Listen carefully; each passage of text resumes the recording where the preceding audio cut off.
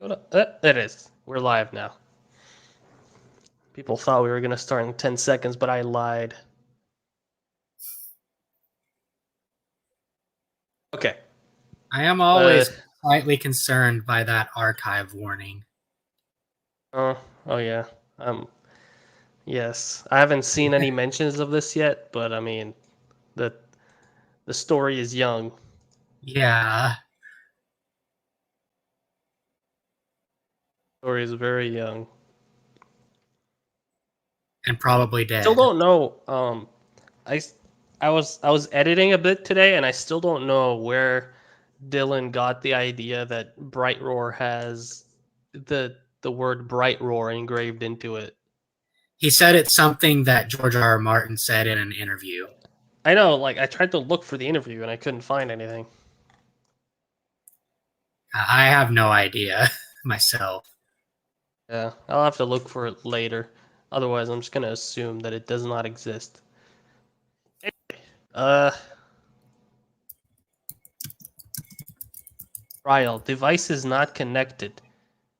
You will need to connect your microphone camera before I can add them to the stream. Ryle, fix your shit. I literally cannot add you. You'll have to figure that out. Anyway. What did we do last chapter? John arrived. Yeah, he beat Jaime in a duel. Sir Jaime Lannister of the King's Guard and Garion's nephew. Yes, exactly. Okay. That much I remember. Oh yeah, and Grandma Targaryen sent him to spy on Jon. Yeah.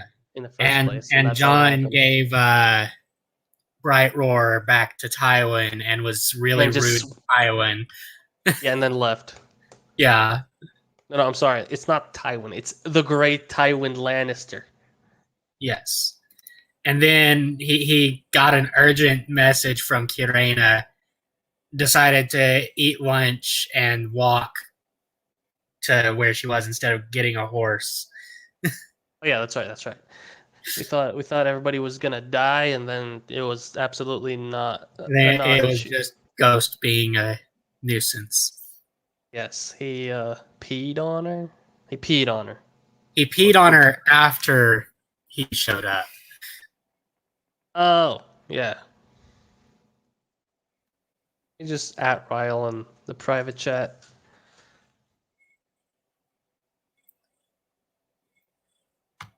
Anyway. This chapter, The Dragon's Interest, and we are reading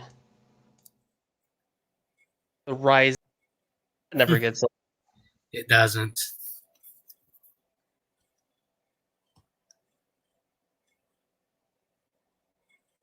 It's like Ryle's having trouble turning it off and on again. I just gave the worst advice ever. Actually, it might be the best advice ever. Oh no, there we go. Anywho, I mean, it somehow is the best solution to computer problems. It's like flushing the toilet. That's my best analogy. You kind of took a big one. Just flush it down. It'll be fine. Watch it work. I'll laugh.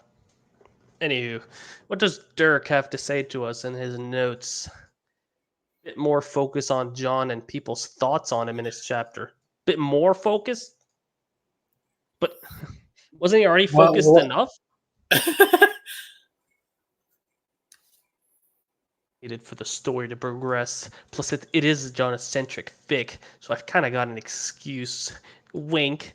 Enough talk. Enjoy the chapter. I like how he says enough talk, and then he just talks. Well, wait. It's an edit, which means he added it later. Yeah, okay. If you're seeing this updated again, it's because I've gone through and fixed the spacing errors that somebody kindly pointed out in the comments. Well, it looks like in your edit, the irony of an edit having errors in it. Yes. Something obviously went wrong during the copy and pasting from Microsoft Word. Sorry to get people's hopes up of a double upload. Sad face.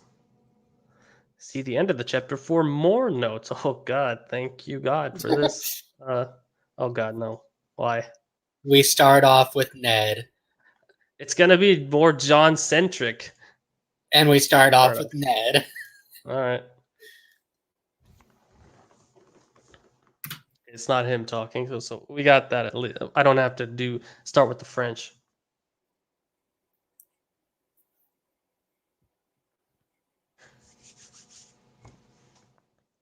Where have you been?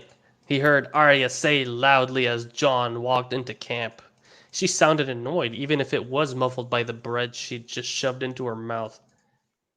Ned, Lyanna's beloved brother, and the timid little bunny rabbit, and the children were sat together. As they ate their breakfast, the Thundercunt had taken Sansa to the Riverlands camp to meet with her brother and uncle. What she wanted to speak to them this early in the day for, he didn't know. He looked up at John and realized that Arya had a point. Where had he been? From his attire, it looked like he'd been out all night. He nearly jumped when Ghost padded into view from behind him, tongue lolling out and panting like he'd been running around. The wolf lifted its snout into the air, obviously detecting a whiff of sausages and bacon that were being served up for everyone around camp. Because, he can't hunt for himself.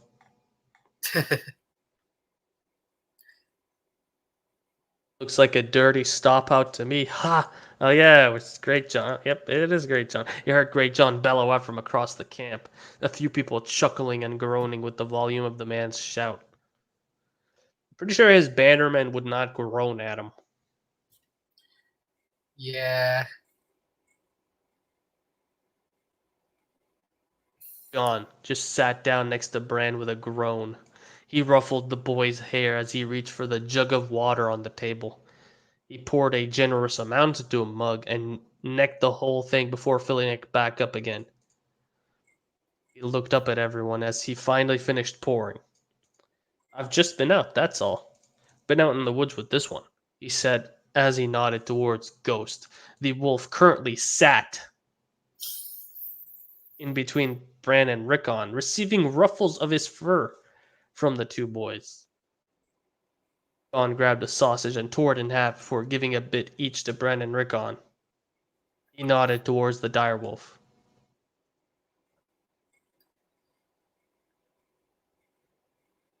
He grabbed a single sausage, tore it in half, and then tore that half into two halves for Bran and Rickon, and the second half for the direwolf. But then he gets two halves. He gets a whole sausage. After the wolf practically inhaled the two halves of the sausage, John filled his own plate. I think what he's trying to say is that he tore the sausage in half, gave one half each to Bran and Rickon, and told them to feed it to Ghost. Oh. But I'm not sure. No, you're right. You're right.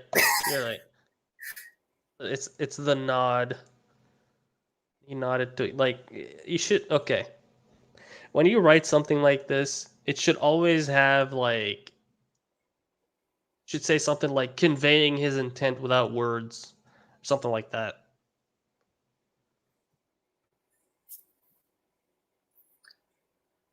He obviously thought he'd got away without giving Arya a suitable answer, but the little she-wolf had other ideas as she glared at her brother, Ned.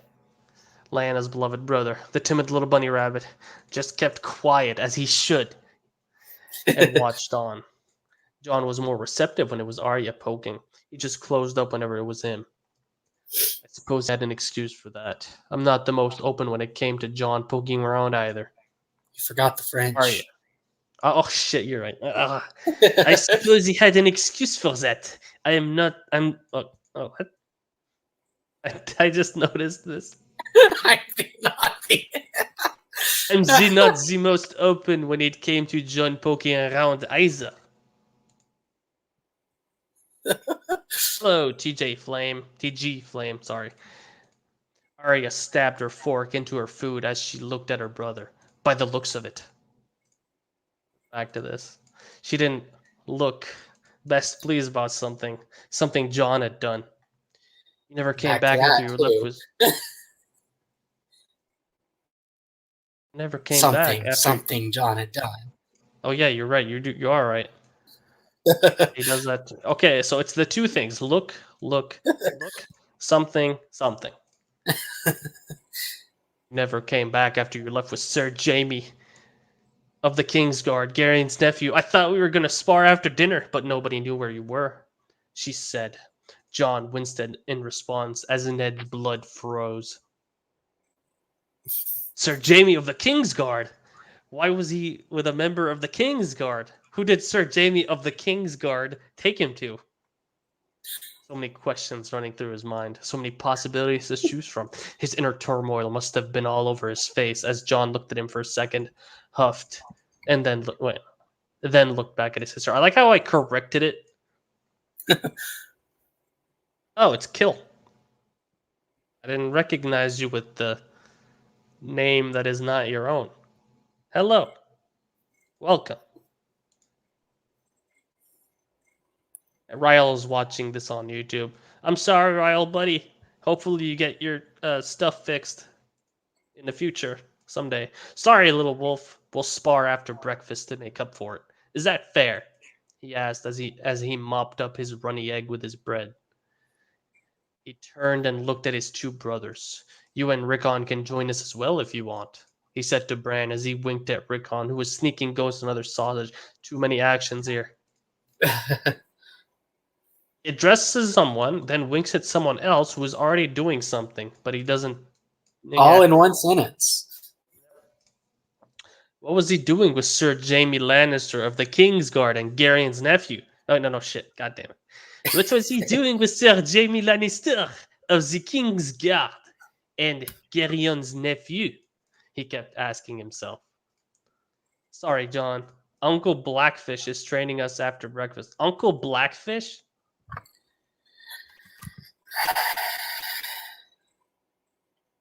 A second here. What the fuck, Bran? What's the issue here? Is it because you're not crippled anymore? Is that it? You think you can call Brendan Tully Blackfish? You think? Shut up, Bran. Looking genuinely disappointed that he couldn't train with his brother. He thought the name he gave Sir Brendan was amusing, regardless of his mind being elsewhere right now. No, it's not amusing, John. It's not.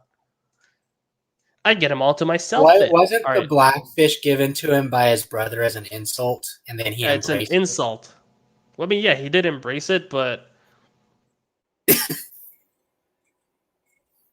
I mean, I wouldn't think that Catelyn would encourage her children to call their her uncle Blackfish. it? No, I don't think so either.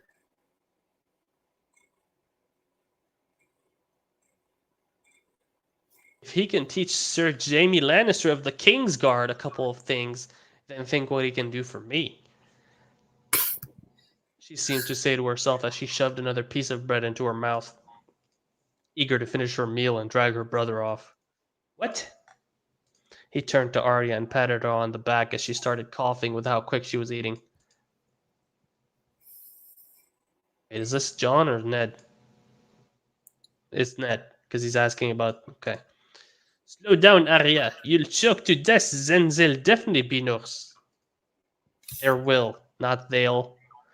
There will definitely be no sparring at all, he said, waiting for her Hey, to at recover least he before didn't asking. use defiantly instead of definitely. Yeah, you're right. There will defiantly. It is defiant here.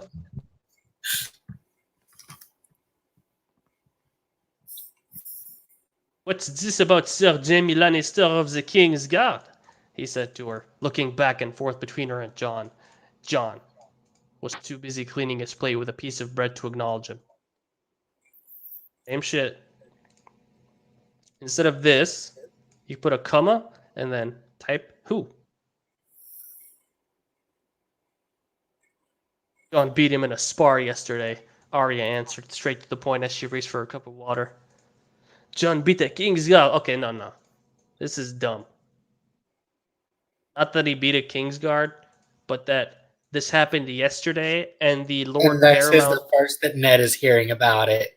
yeah, the I knew Warden it of the North, the Lord was like that would Paramount. spread like wildfire. Exactly. He looked at John with wide eyes. You beat the king's guard? He asked. John just shrugged his shoulders as he put the last piece of bread in his mouth, brushing his hands together to clear them of crumbs as he chewed away. How can he be so nonchalant about that? Bran looked like a ball of energy as he bounced in his seat and nodded. You should have seen it, father. John beat him fair and square. Fair and square? He's really good. You should spar with him. Oh, calm down, Bran. He'll fall down another flight of stairs if you keep talking like that. Saw Rickon nodded in agreement as he reached for another sausage to feed the ghost. He pulled the plate away from him after he grabbed one. A look of innocence on the boy's face when he realized he'd been caught. I mean, we've been like this is like a sixth of the chapter, and we still haven't seen any interest from any dragons.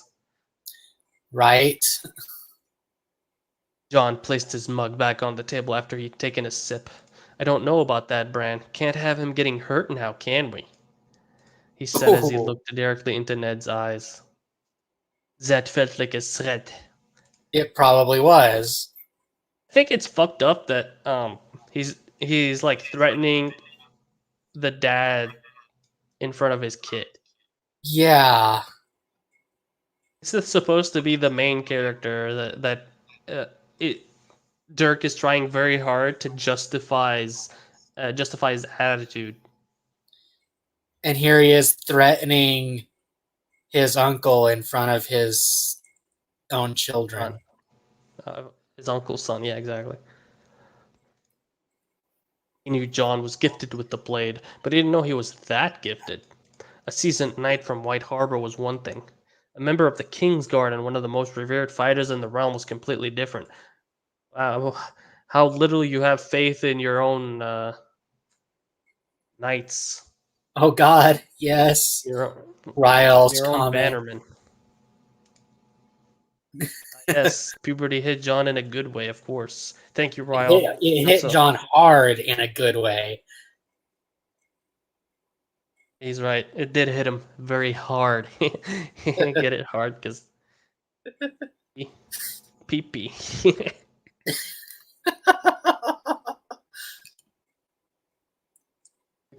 Revered fighters in the realm. I don't know about revered.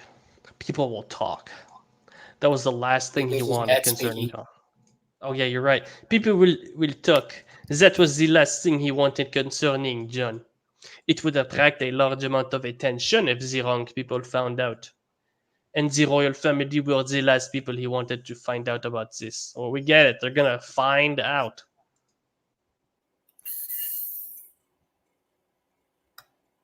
Finished. I'll go and get my cloak. Or not three. Arya said as she pushed her plate away from herself. John smirked at her when her eyes went wide.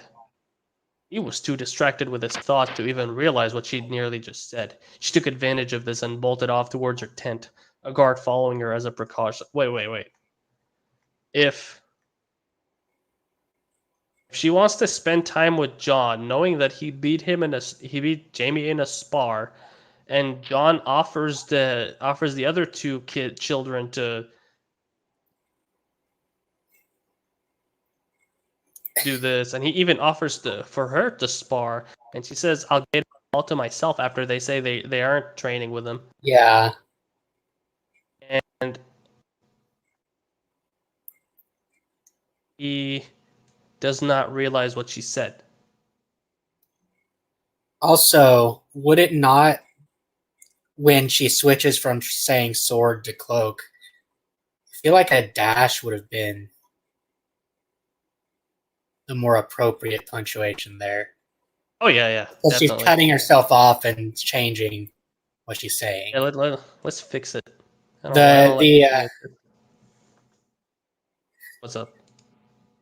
the three dots is for like a dramatic pause. It's not for a sudden change in what you're about to say. Fixed it. See? It's nice knowing some web development. Of course, if I refresh it, it'll just go back to what it was. Oh yeah. He was too distracted with his thoughts to even realize, oh wait, I already did this. His eyes jolted forward when he noticed John getting up from his chair, lifting his arms in the air and stretching out his back. I best go and keep an eye on her before she runs off without me, John said as he ruffled both Rickon and Brand's hair again. He nodded towards Ned. That was as much as he was gonna get. Wow. Ghost followed him out and towards where Arya had run off to. He sat there. I thought this was edited, lost in his thoughts as Brand and Rickon talked to each other. I mean, and a little bit of an edit there. John defeated a Kingsguard in a spar. It was only a spar, but he knew it was spread like wildfire when somebody found out. When somebody found out, It was in the middle of the yard. Everyone was there. just It should have already spread like wildfire. uh, look, the plot doesn't happen until it needs to happen. Okay.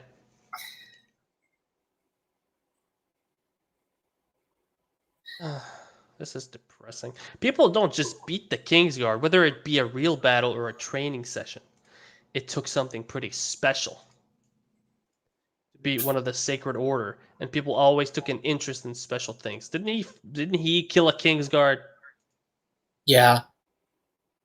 Yeah, just making sure. He He, closed his he eyes killed and Sir Lewin Martell. exactly. By Or lunch, it Prince could be the Lewin talk. Martell, I should say.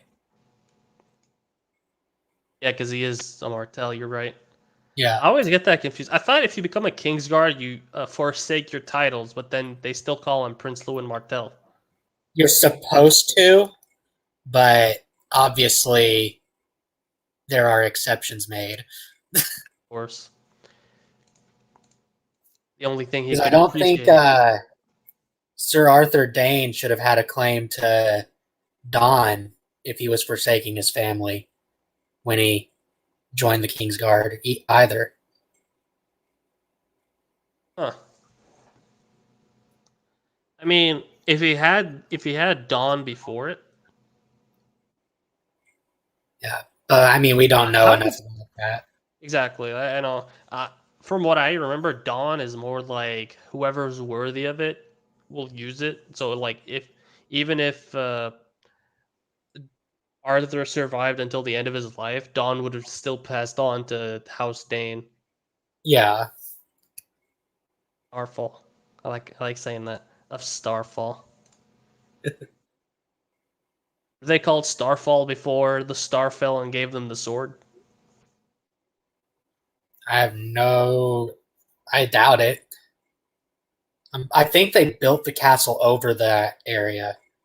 Oh, okay. So it wasn't like they already had a castle and it was named like Shithouse, and then the star falls. Oh God, it's Starfall. We need to rename this The place. star fell, and then they decided to settle there. This is House Dane of Starfall. Wait, I thought you guys were House Dane of Shithouse. No, we Oh changed no, that's a location. common mistake. Common But mistake. Now no. that we have this sword. Okay, He closed his eyes and sighed. By lunch, it could be the talk of the tournament. The only thing he could appreciate was that John didn't seem that fussed, like it was just some common occurrence. The last thing he'd be doing was shouting it from the rooftops, unlike a lot of men who would be basking in it right now. God, even from the dude who's gonna be destroyed by John, he's just wanking him right now.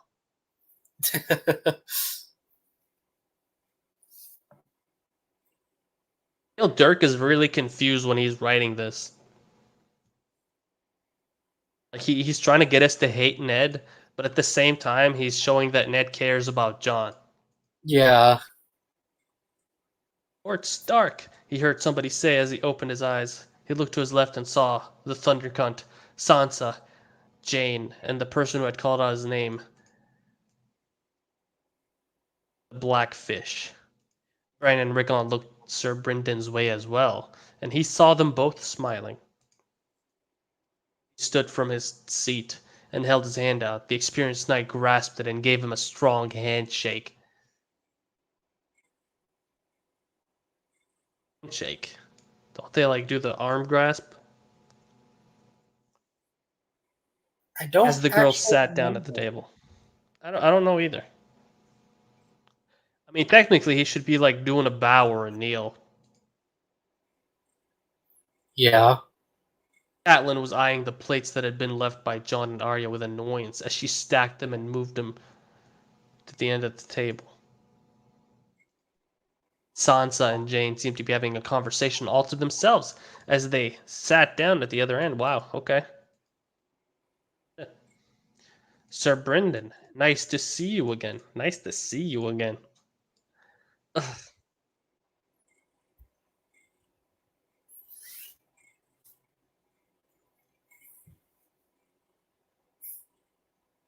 I'm just pondering on this for a second here. Okay. So this is not how you greet someone. It would be more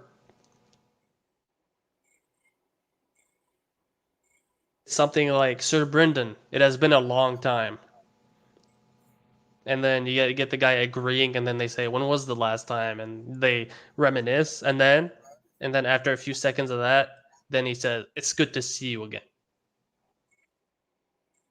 Not even nice. They don't use the word nice, as far as I could tell from the show and the books.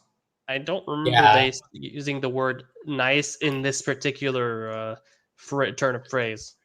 I mean, even in conversations today, unless you're really close with someone, you don't start a conversation with "nice to see you again."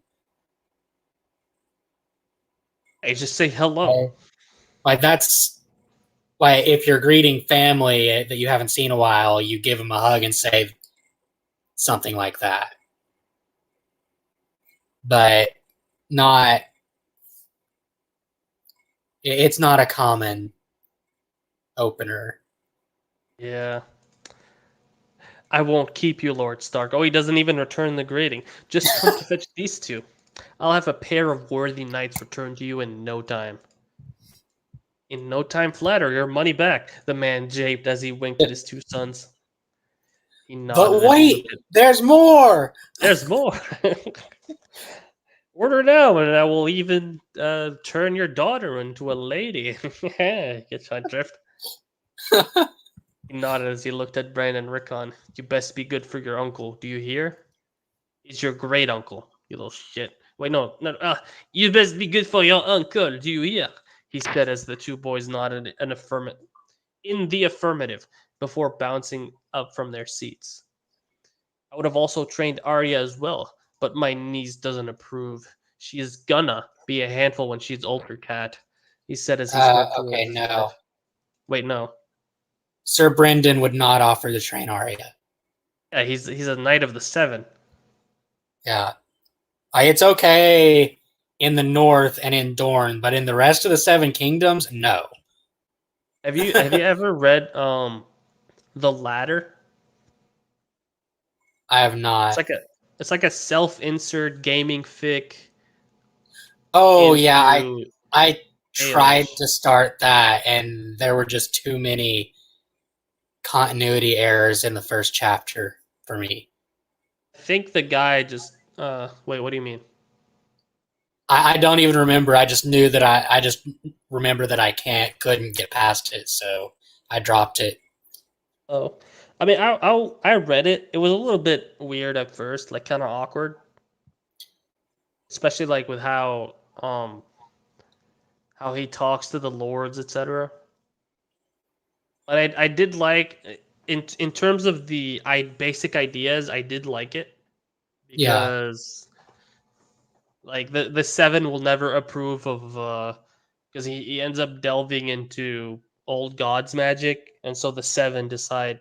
Well, not the seven. The people who follow the seven just become antagonistic towards him by default, no matter what he does. Yeah, it's like I've read other stuff by that author, and he does write well.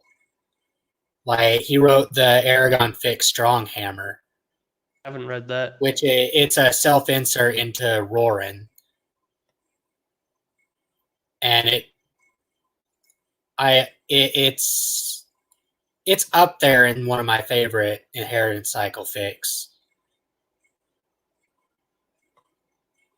But I just couldn't get into his Game of Thrones fic. That's fair. I did like it though. Huntlin pulled a face and glared at her uncle before looking around. That's a point. Where is Arya? Ned? She asked. The last thing he wanted was a fight with his wife. He knew she would be far from happy with who she was with and what they were doing. So he knows what she's doing. Why would Arya run away then? Why is he putting that talking in the third person in his thoughts? I don't know. Why is he thinking in the third person? Zero doesn't understand why this is going on. Zero is very confused by this.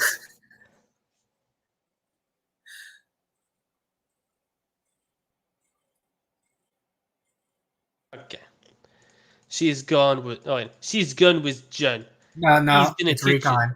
It's Recon talking. Oh crap, you're right. Rickon answered before he could open his. Well, I mean, he could be a little French child. He could.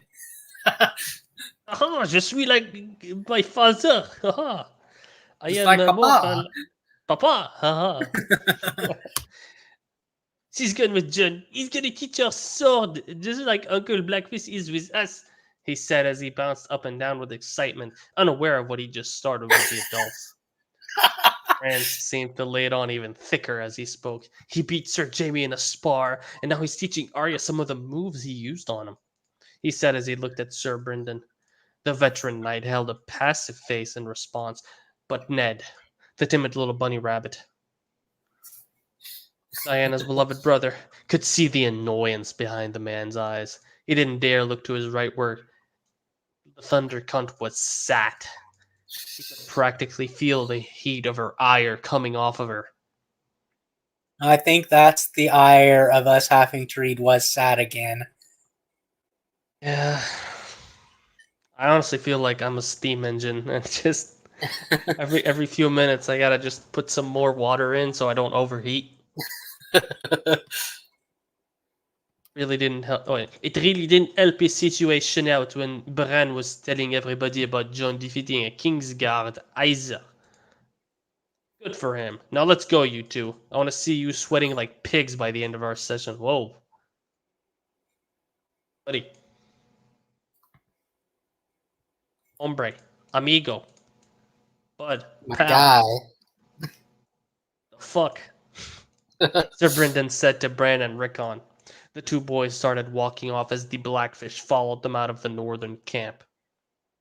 As soon as they were out of sight, the Cuntlin whispered in a harsh tone, probably so Sansa and Jane couldn't hear her. I can't believe you let Arya go with that boy without asking me. He's getting his claws in. Arya is becoming more and more difficult the longer she spends time with him. What? Okay. Hold on.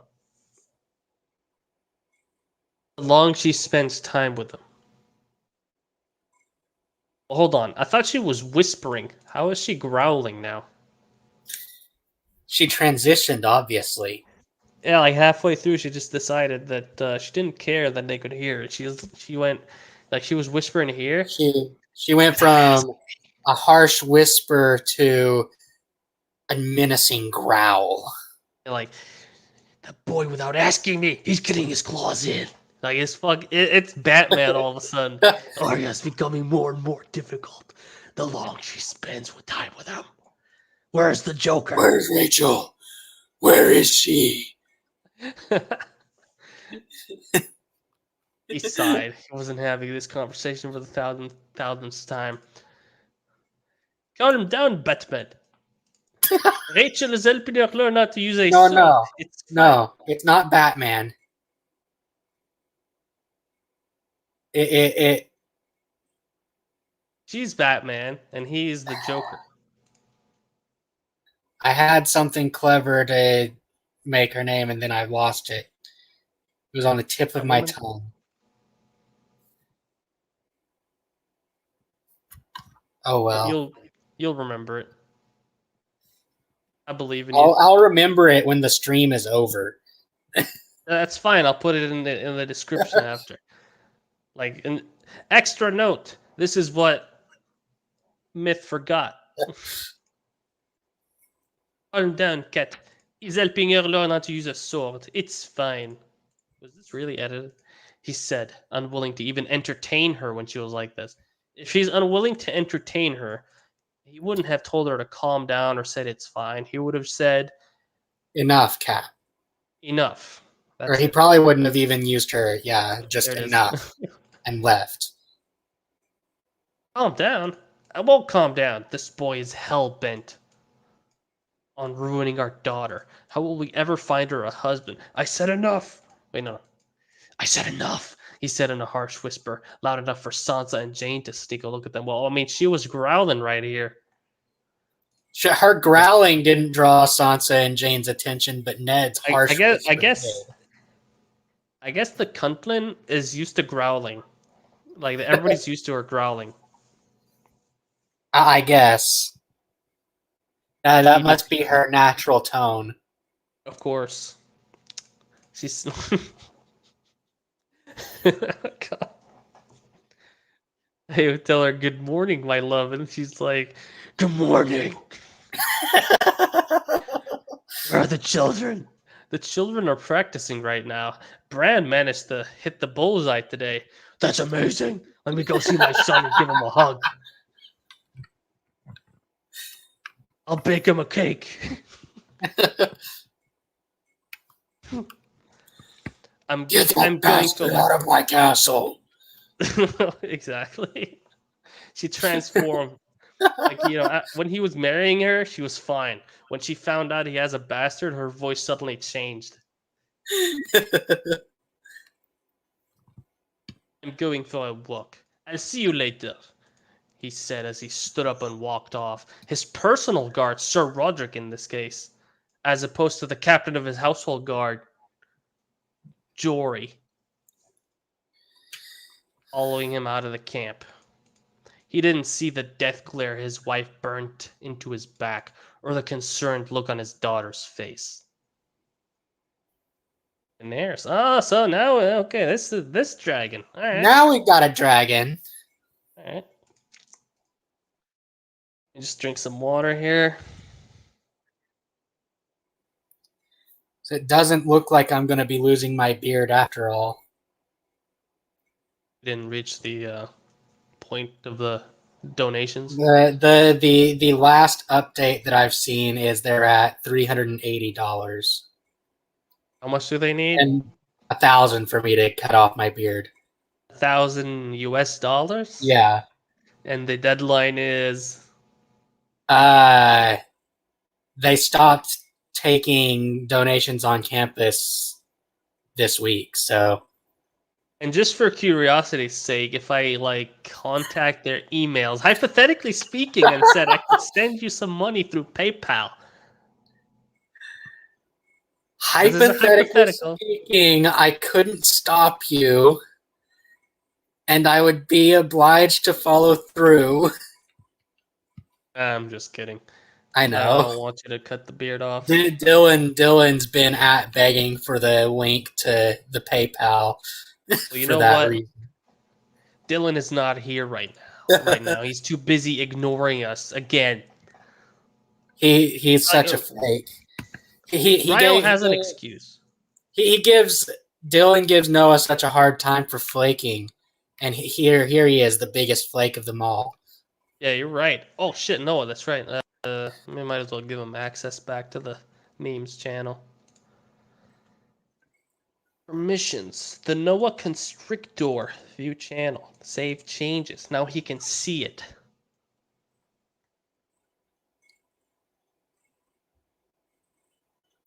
And might as well let him in this channel too.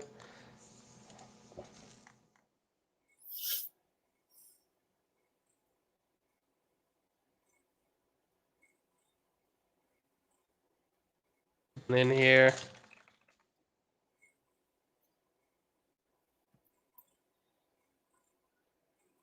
I tried drinking water to clear my throat, but then I feel the remainder of the nachos, which still won't go down. It's been stuck there for a while. I'm sure it'll go down on its own eventually. You know, after I'm tearing my throat in half. Anywho, the sun was I just high had some and bright. spicy ramen for dinner. What? Spicy ramen. Yes. Oh, hello, Dawn. I'd like some spicy ramen. Maybe tomorrow. Yeah, I might get some tomorrow. Good idea. Thank you. I'll be having spaghetti tomorrow. Ooh. I had that last week. And then I had that again for the next 2 days. Oh, that's gonna be about all my diet consists of until I find a new job. That's Ramen fair. and spaghetti. What about rice? I don't have any. You want me to get you some? No, I'm I like fine. rice. You sure? I like Yeah, I'm rice though. fine. Rice is amazing. It's good for your health and Yeah, stuff. rice is good, but I'm fine for now. Right. The sun was high and bright as it beat its. I do have oatmeal as well. I've had oatmeal cookies once. It's not a grain I'm used to. Is it actually good? What can you do with oatmeal? I mean, not much. It's you add the you add it's literally just hot cereal is what it is. You add water or milk and heat it up, and then it's kind of like porridge. Oh, yeah, that's something you can eat. Definitely.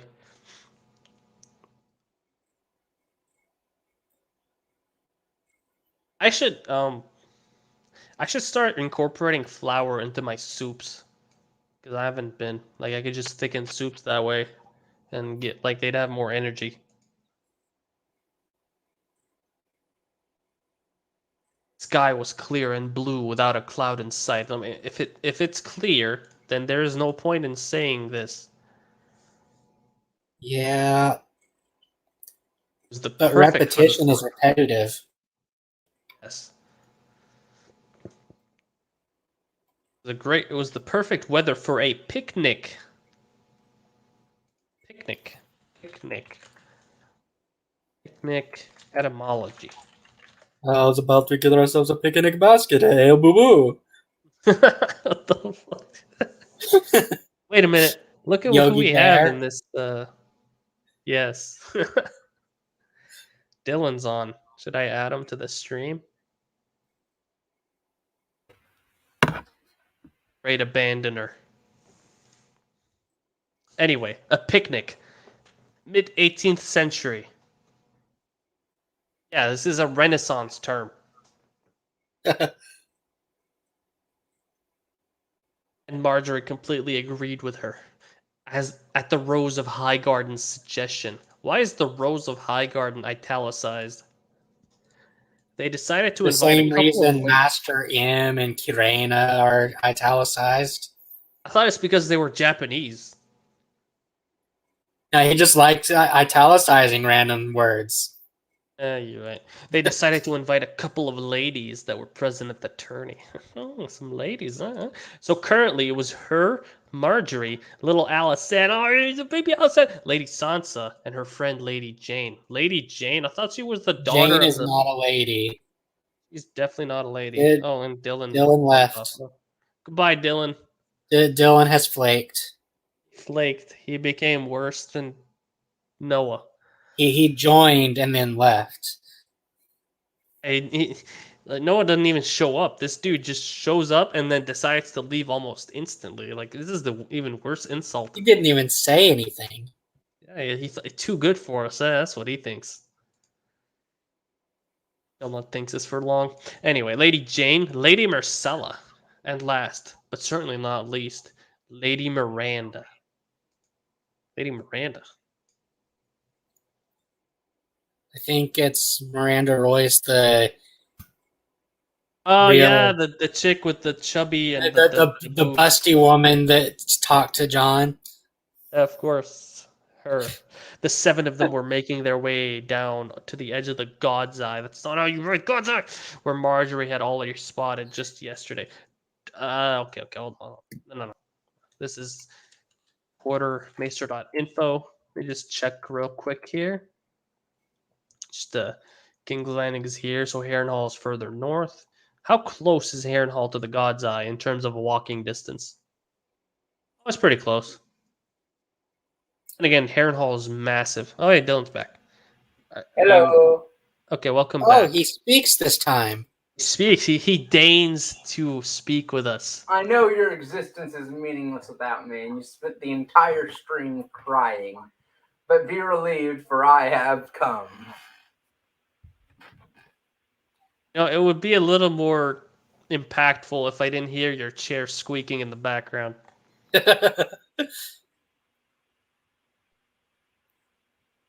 How are you? Wishing my chair didn't squeak. Currently, it was her. Wait, no, I already did this. Lady Miranda with the boobs. Yeah, they went to the God's Eye. Like, they went to the God's Eye for a picnic. The massive tracts of land. Yes. Monty Python reference, which I wish they didn't make. Okay, Dylan, so what you missed so far is essentially Ned wanked John for a while. And that's it. Yeah. That's it. That's it. Okay. Yep. And the Thunder Cunt became Batman. Yeah, she became Batman. She started growling. What? Yeah, she was doing a harsh whisper, and then it ended with a growl. So she turned into Batman. So now every time she speaks, I'm gonna be growling. Okay. She is the Bat Cunt. At the Thunder Bat, Lady Cunt Bat. Okay. Did this? Okay. Or Marjorie had already spotted just yesterday a lush green field dotted with fully bloomed trees, perfect for sitting under. Perfect for sitting under to shade them from the sun. Perfect for.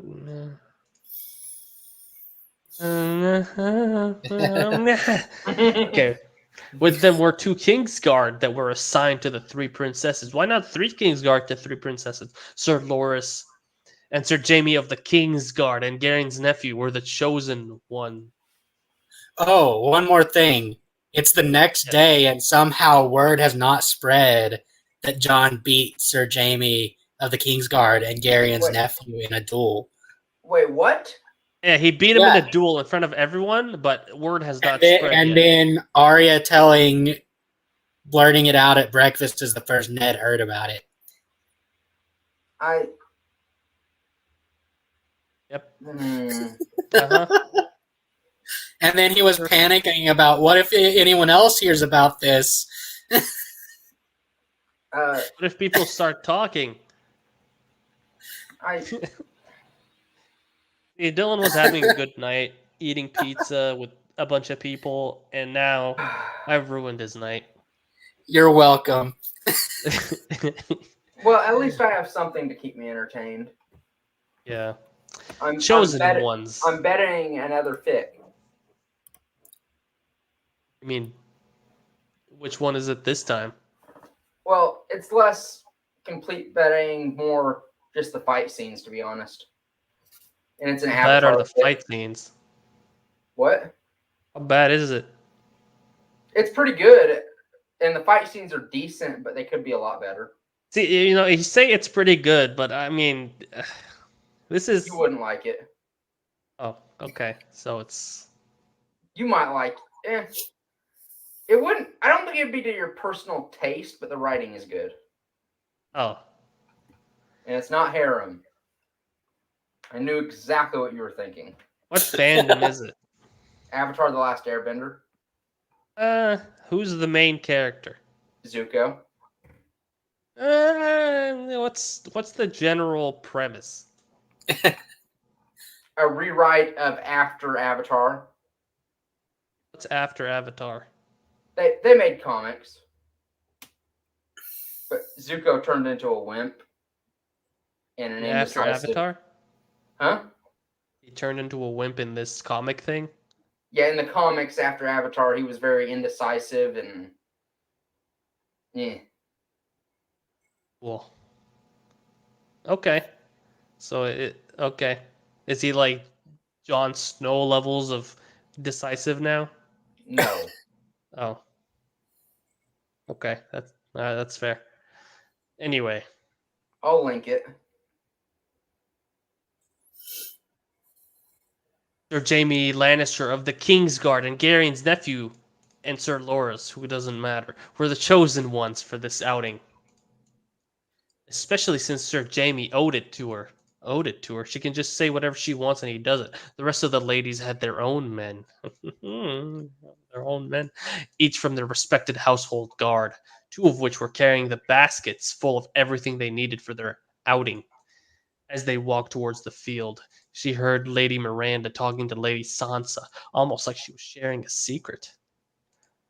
I hear that brother of yours is entering the grand melee, Lady Sansa, she heard the bosom lady from the Vale say.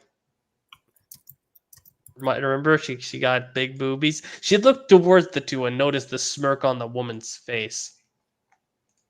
Lady Sansa nodded and smiled at the woman. That's correct, Lady Miranda. Why is she speaking like this? John didn't seem all that bothered about competing, but it would seem Lord Umber twisted his arm. The young redhead from the north replied, when she sent a message to the northern camp inquiring whether or not Lady Sansa wanted to join them. The message also included Lady Arya, or just Arya, as the wild girl preferred to be called. How would they know this? Unfortunately, Arya wasn't in camp at the time and was busy with her brother. Remember Same. their trip to Winterfell? Oh, yeah! You're right. The same brother. God damn it. This again. Her brother. The same brother who had disappeared for a few years, only to return a few months Moons ago. not Yeah, they months don't ago. use months. Look at you Many linking moons stuff ago. in here. Link that not in chosen. Link it in recommendations if you believe in it so much. Very well. You critical. He heard Lady Miranda huff in reply as they finally made it onto the grass. There were only a few people there, and most of them seemed to have had the same idea as her, sprawled out on their own blankets, enjoying the weather they'd been gifted today. She saw both Sir Jaime of the Kingsguard, Garion's nephew, and Sir Loras, the unimportant, scan the area for any potential threats. I like whenever I say Sir Loras, the unimportant, I raise my hand as if I'm waving him away. I mean, I would put a webcam here, but I'm not particularly good looking enough for that, so I don't. That's pointless. If I can figure out the technology behind doing like a VR guy, I would do that. Like, you know what I mean? There's not VR guy. Actually, no, isn't it called VR tubing or some shit? I forget exactly what it's called. Maybe Ryle knows. Oh, look, Don's giving you some praise there, Dylan. First thing I see is the pairing is Zuko Azula. Wait, is it No, no, what?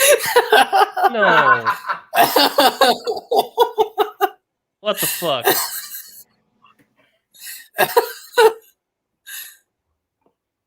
I mean, is it good? I broke Zero's spirit.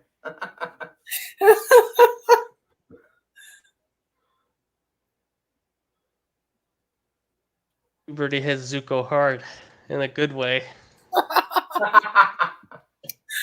Anyway, Insanity hit Azula hard, not in a good way. not in a good way. Why would you know? I don't know. You know these things. You're some kind of god when it comes to information that just escapes me.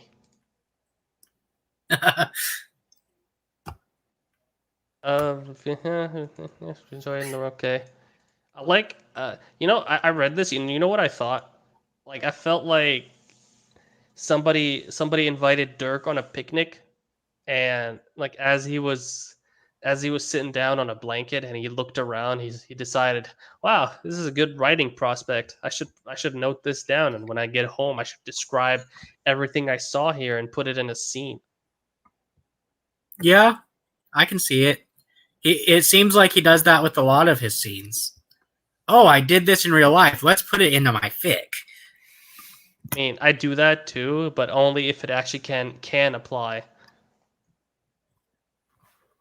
And I did that at the start in Lightning Dragon's Roar, and then I realized how stupid it was. I'm not sure about now. Like if somebody reads that first chapter and then reads something of mine right now, they will not understand that I'm the same writer. Are you If sure? you just showed them randomly. Yes. Oh yeah, you're right. It's called VTubing. Oh yeah, they've got a channel devoted to that on SGO. It's essentially they make 3D avatars of themselves so they don't have to actually be on camera, and they just voice act. But technically, you could just use it for anything you want.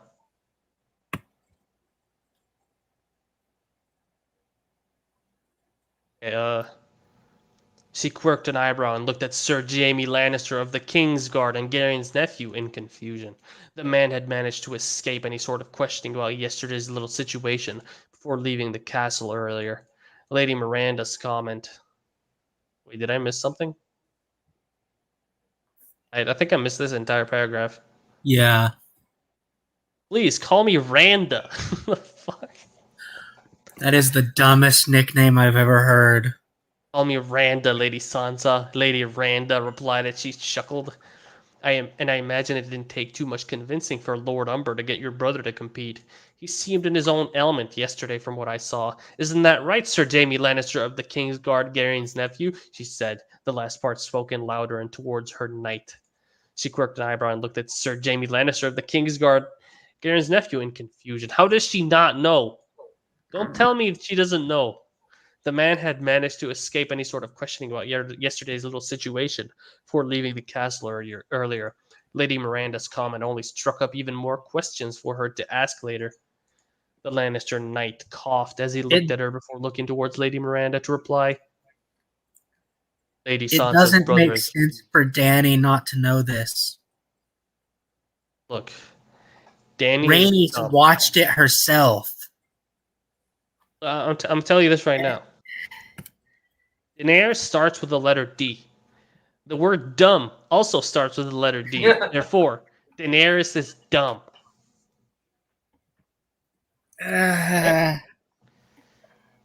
She's a dullard.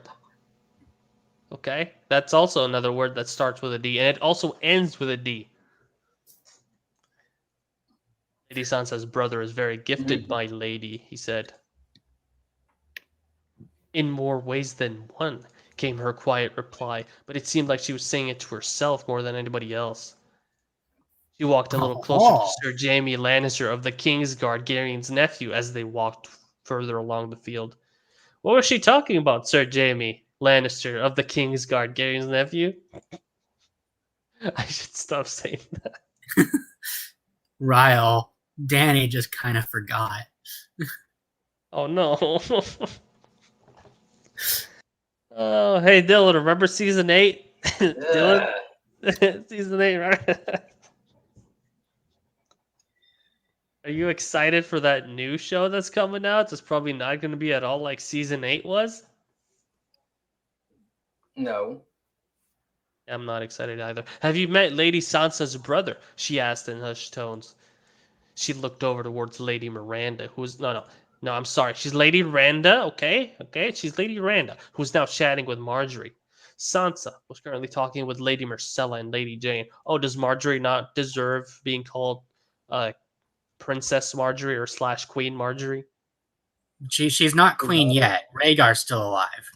Okay, that's fair. She is the princess, or like the princess consort, or the prince's wife. She's she's something. She would be princess because she's married to the crown prince. Yeah, there you go. She's nothing.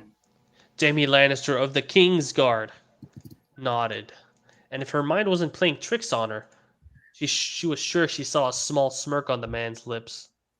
I have, Your Grace. We had a little spar yesterday, he replied. He heard Sir Loras, the unimportant, snort. If it's what I caught the tail end of, it was more than a little spar, as he likes to put it. Although I'm not surprised, Sir Jaime Lannister of the Kingsguard, Garion's nephew, would refer to a spar where he lost as just a little spar. The less it's talked about, the better. Eh, Sir Jaime Lannister of the Kingsguard, Garion's nephew? Loras, the unimportant, said as he smirked in his direction. The Lannister knight glared back at his brother-in-arms.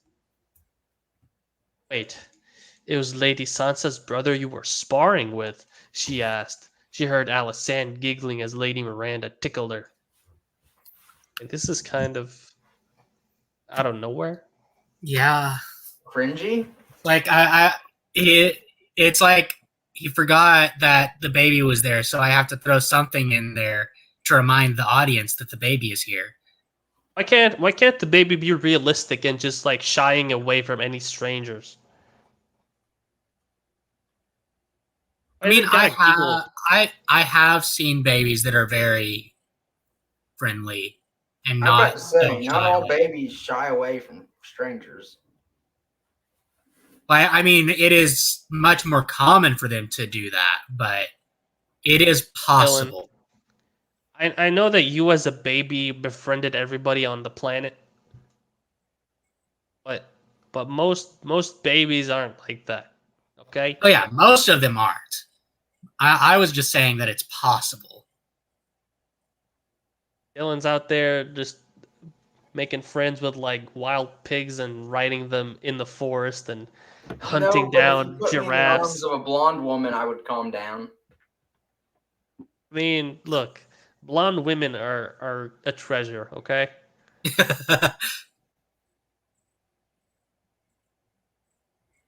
Anyway, Sir Jaime Lannister of the Kingsguard, Garion's nephew, looked in the direction of Alysanne, who was currently in her mother's arms, before looking back at her. Which is Daenerys. Okay, Daenerys. Yes, Your Grace. Jon Snow, if you were wondering, he answered. Jon Snow. Snow. Oh, Ray, what the fuck is this? Her niece would swoon over a bastard, something her parents wouldn't even entertain the idea of. She would have to talk to her about it later on. At the moment, Rhaenys, the little ray of sunshine, along with her mother and brother, were visiting the Dornish camp that had arrived just an hour ago. She heard Sir Loras, the unimportant, chuckle as she looked at him. She noticed him nodding his head towards something in the distance, before looking at Sir Jaime Lannister of the Kingsguard. Do you mean that, Jon Snow? He said as Sir Jaime Lannister of the Kingsguard. In case you guys didn't know after me saying it 5 trillion times in the past 20 minutes, look down at the field where Loras was nodding. I like how he does not deserve Sir Loras anymore. He's just that unimportant. Like, screw this guy, sir. No, he's trash. Obviously, she looked down to the field herself and noticed 2 figures in the distance at the edge of the lake. One was bigger than the other, and they both had a sword each. As they got closer, she heard Lady Sansa say, "Oh no," under her breath. Lady Miranda seemed to reply to that with an "oh yes" of her own. The hell?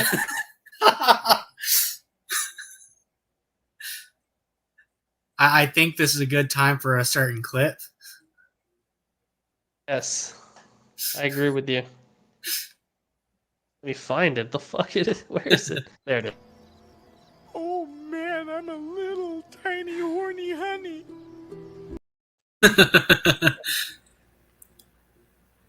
Oh yes. Anyway. As they settled under a tree and laid their blankets down in the shade, she eyed the pair of figures, mainly the bigger one, and couldn't help but agree with Lady Miranda's reply to Sansa. Oh, yes, indeed. Oh, Oh, Oh man, I'm a little tiny horny honey. that required it twice. The two figures were obviously Arya and this brother of hers, this Jon Snow. From what she could see from under the shade of the tree, her niece had very good taste. It was exactly what Rainey had described him as, even all the way down to his arse. Something she couldn't look away from as it strained against the black liquid region he was currently sporting. Oh, save me, Ryle. Where's Ryle? Save me.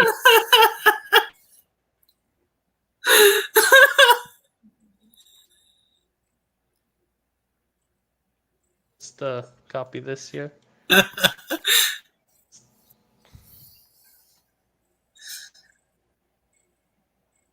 This is so tasteless. You know what I mean? Like, you could write a scene like this with a woman admiring the way a man's moving while making it tasteful still. The way he moved as he showcased his moves to his sister was almost sinful to watch from behind. Okay. She was allowed to look, but she was allowed to look. That wasn't a crime. Is that your brother, Sansa? She heard Lady Myrcella say as they all looked on at the scene in front of them. Arya managed to slap her thin sword against her brother's thigh as she laughed. The girl was completely different to the one she'd met at Winterfell a few months ago. The angry scowl seemed to have been replaced with joyous laughter, all because of her brother, it would seem. She heard Sansa groan as she replied to Myrcella's question. Yes, that's my brother and sister, she said before looking towards her and Marjorie. I'm so sorry, Your Grace. I wasn't aware that this was what Arya was doing instead of joining us. The Stark girl apologized. I'm pretty sure you don't need to apologize for people spending time with family. and also, this is Sansa speaking. She would refer to Jon as her half brother. Much, yes. And she would say, that's my sister and half brother, after a bit of hesitation. Yeah. She waved her hand in response. Oh, that's absolutely fine, Lady Sansa. To be quite honest with you, I'm not sure this would have been something your sister would have wanted to do in the first place. That's if she hasn't changed since the last time I saw her, she said, as she sent Sansa a smile to show that she really wasn't offended in the slightest. She saw Loras the Unimportant elbow Sir Jaime Lannister of the Kingsguard, Garion's nephew, in the side of his breastplate. I'd be worried if I were to use Sir Jaime Lannister of the Kingsguard, Garion's nephew. If he's teaching Lady Sansa's sister all he knows, then we might be seeing you lose to a little girl soon. Sir Loras. Oh, wow. Sir Loras the suddenly important japed. Unfortunately for him, nobody found it very funny, especially his sister. Well, you tried. You tried, buddy. You gave it a shot. Gave it But the it's good time old to- college try.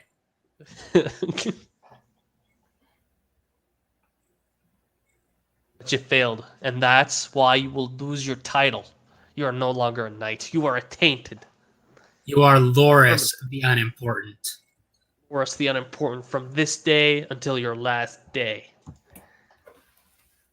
You say that like it's a bad thing, brother dearest, Marjorie said as she sent a perfectly groomed raised eyebrow his way. A perfectly groomed raised eyebrow.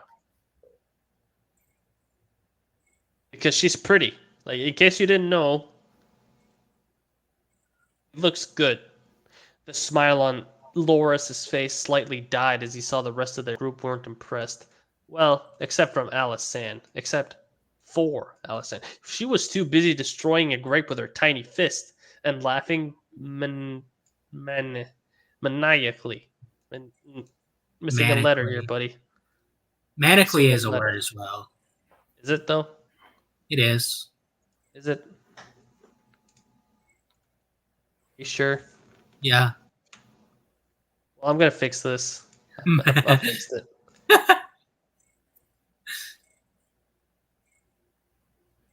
If I was a betting woman, all right, who's saying this? She.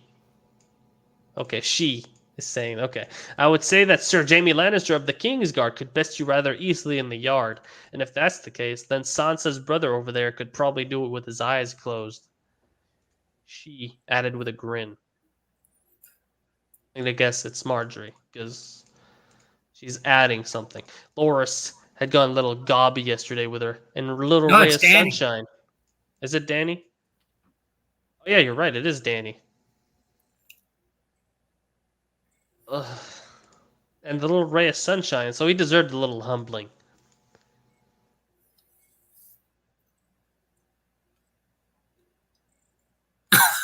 Oh God. Okay, all right. Okay, They're a bunch of little tiny horny honeys. let me just prepare the clip for, okay. He can do me, preferably with his eyes open and on me during. She heard Miranda utter to herself. Oh man, I'm a little tiny horny honey. Thankfully, it looked like she was the only one to hear her. Either that or everybody was pretending they didn't hear what she said. Gods, it was almost as if the woman was in heat with half of the things she was coming out with. Sir Loras, who was somehow a knight again, cleared his throat and looked at her. I very much doubt that, Your Grace. I have a feeling Lady Sansa's brother was quite fortunate yesterday. Merely a fluke, if you ask me, he replied. Hang on. How would you know? You weren't there. You were assigned to Princess Ray of Sunshine yesterday afternoon, Sir Jaime Lannister of the Kingsguard, Garion's nephew said as he looked at Loras in annoyance. Oh, shit. Well done, Loras. Way to sell Rhaenys out. Loras just looked at Sir Jaime Lannister of the Kingsguard and then looked at her like he realized what he'd just done. Well, looks like he takes his intelligence from his father, Mace Tyrell, rather than his He's just an oaf. Just an oaf like his father. Go on, then, Marjorie said to her brother as she nodded towards Sansa's brother and sister. Thankfully, Marjorie had diverted Sir Jaime Lannister's question and possibly saved Rhaenys' skin. Loras, the unimportant, looked at his sister, brow furrowed. Go on, what, Your Grace? He replied, realizing last second he was talking to a princess and not just his sister. Realizing last second? Once again, you only call the king and queen Your Grace. Yes. All right. At this Go and point see in him, time, Sans. Marjorie is still only royalty adjacent. She's not even royalty yet. Correct. Go and see if Sansa's brother will entertain the idea of a spar with you. You said so yourself. He only beat Sir Jaime Lannister of the Kingsguard because he was fortunate. Go and beat him in a spar yourself to prove it. Marjorie suggested with that little smirk she seemed to easily wear. Marjorie isn't stupid. Why would he intentionally humiliate her brother in front of everyone? She wouldn't. He wouldn't. What? Wanking John is a bigger priority than having any sort of understandable logic within the story. This is what the issue is with most of these stories. They just discard the logic and then do whatever they want. Now Loras, the unimportant, was looking torn as he looked at her and then back at his sister.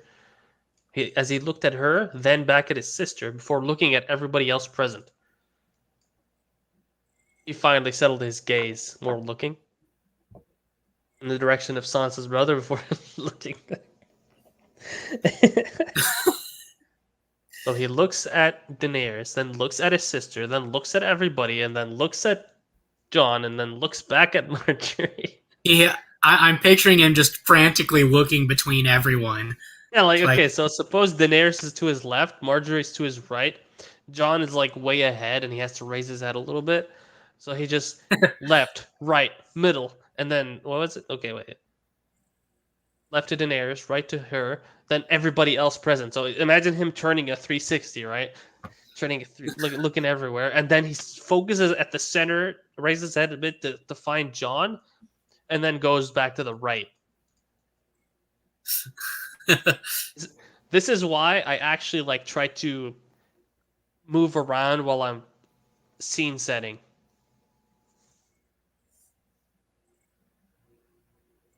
Because if you don't do that and then write whatever the crap your pops in your head, it sounds ridiculous. Okay, watch me. By your leave, your grace, he said as he nodded towards her and his sister before, to everybody's amusement, taking a deep breath before striding towards his potential sparring partner. Okay, I guess Sir Loras is also a wimp. He somehow managed to get to the King's Guard, but he's a wimp anyway. And From is under the afraid shade of of the facing a mere bastard. Yeah, I mean, nobody compares to Jon Snow. Nobody. From under the shade of the trees, certainly not Loras the Unimportant. They could just about see what was happening. It would also seem like the tree had given them enough cover to stay out of sight as Sansa's brother turned abruptly when he heard Loras the Unimportant approaching. She had to avert her eyes momentarily when she finally saw the face that had made an impression on her niece. It was everything a ray of sunshine had described, and then some. It was the eyes, though. His eyes were beautiful. Oh man, I'm a little tiny horny honey. Yes. Even from where they were sat, she could see his silver pools that anybody would drown in if they ever stared too long. Silver pools. The pools of silver, the swimming pools, Olympic pools of silver. Since when were his eyes silver? I don't know, maybe because they're supposed to be gray, right?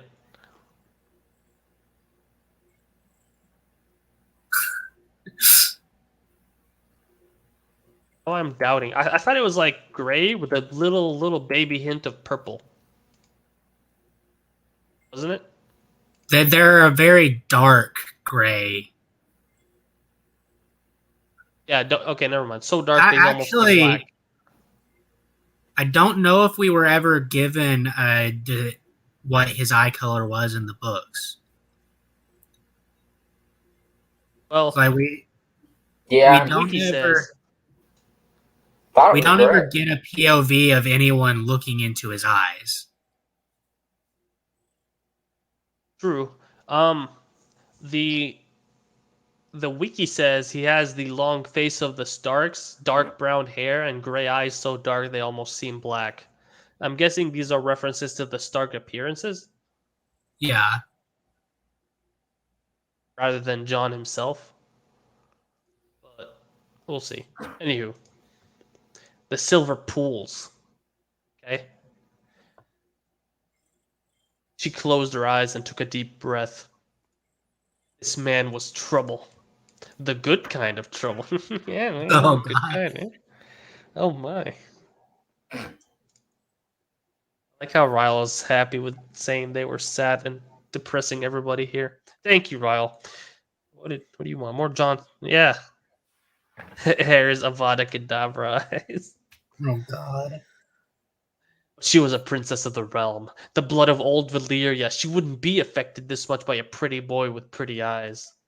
Pull yourself together, woman. She opened her eyes and sneaked a look at everybody else in the group. Marge How had a can look of she interest. see his eyes from the distance they're at? Look, she's obviously talented with hawk-like sight because she is the daughter of the dragon. She is of the blood of the dragon. She has the Blood of the dragon's dragon. eyes. There He you go. has the eyes of a dragon. Irena could see far, therefore she can also see far because Irena's eventually going to become a human. No doubt interested to see if her brother could actually beat the man who'd beaten Sir Jaime Lannister of the Kingsguard, Garion's nephew. She hoped that was that. She hoped that was what that look was. Okay. She hoped that was what that look was. There we go. Alysanne, who was sat. Just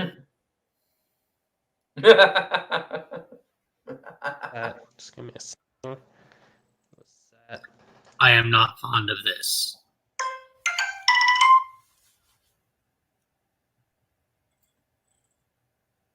See what happens when I change it. There we go. In the middle of the blanket, her and Marge were sat.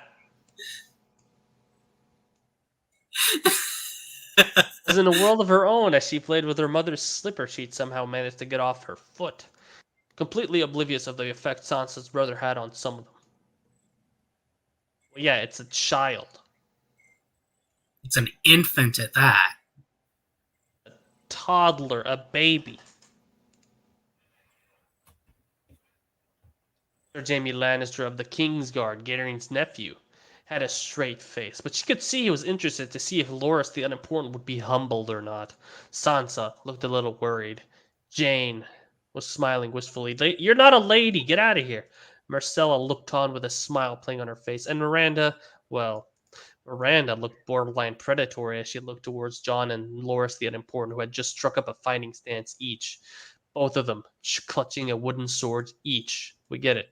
They're both standing off against each other. We get it. Stop it.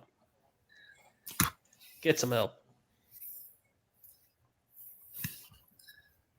Didn't take much convincing from Loras the Unimportant, it would seem. Who was she kidding? He probably said something to antagonize the man if Arya's scowl that was aimed at him was anything to go by. This is unnecessary. You could have just deleted this and the sentence would have been exactly the same. Dylan, what the fuck is this? That would be bad writing. Okay, just making sure you know what bad writing is. I mean, some of the things you like, it's kind of out there. Even if I would agree they're bad, they might be bad in plot. The writing is usually solid. I heard you. You said I would agree they might be bad. No. It's too late now. It's saved. I can get this video, download it, and just take that single voice line out. Thank you. You fell into his trap, Dylan. You activated his trap card. Sometimes I frighten myself with my intellect.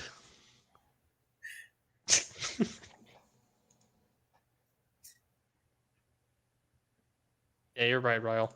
Anywho, as someone with very limited knowledge on the art of swordplay, even she furrowed her brow when she saw Jon's stance and the way Sansa's brother circled Loras the Unimportant. Even Loras, who is no longer a knight, even though he was a knight in the previous sense, looked confused at the way he moved. I should have told him to watch his legs. Sir Jaime Lannister of the Kingsguard seemed to say to nobody in particular. She looked at him as the first strike of wood on wood could be heard. They're having a sword fight. It's funny because it's Laura still in here. I bet he's gonna use his ultimate move, Sword Swallow. Oh god. Maybe Laura's is the tiny horny hoodie in this case. Oh man, I'm a little tiny horny honey. That's why he was so eager to go face Jon. That makes perfect sense now. Now it all makes okay. Yeah.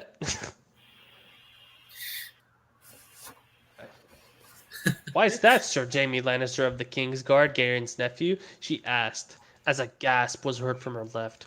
Marjorie, with a look of astonishment on her face, looked towards the scene in front of them and was amazed to see Loras on his back, Sansa's brother with a knee pressed against his chest and his wooden sword pointed at Loras' exposed neck.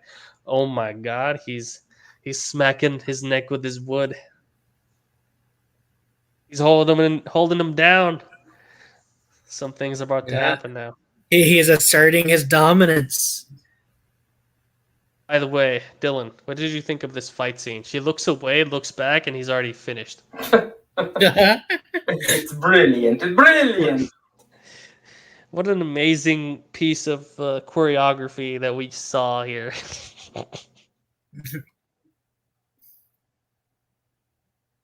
She heard Sir Jaime. Wait, no. She heard Jaime. What?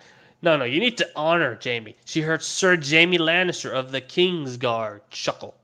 Because of that, he replied as he nodded towards the two sparring men. They're not sparring. He's on the ground.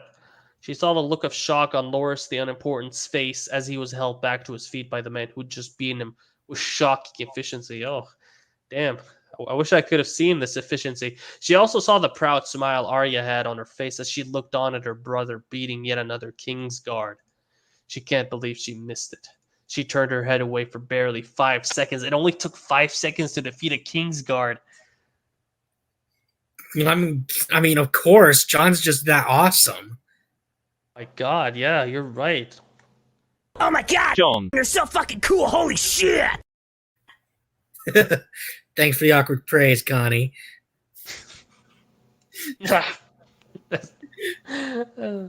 I think Loras would prefer something else pointed out. Oh my God. No, you're not old enough to make that joke. Or maybe you are. It's been a while. You're probably 18 already. No. Once a child, always a child on Discord. There'll always be a child. Hey, you're right. You will never grow up enough for me. You will always be the little boy whose hair should be ruffled with condescension and a little bit of affection. Just to keep him coming for more. You know how creepy that sounded? Yeah, I do. Why do you think I said it that way? Just making sure. What happened? She asked to nobody in particular. Well, I mean, nobody in particular is going to answer. John didn't even give Loras a chance to swing his sword a second time. He used his large frame and, quite frankly, frightening speed. I wish you would have described the scene instead of having someone say the scene.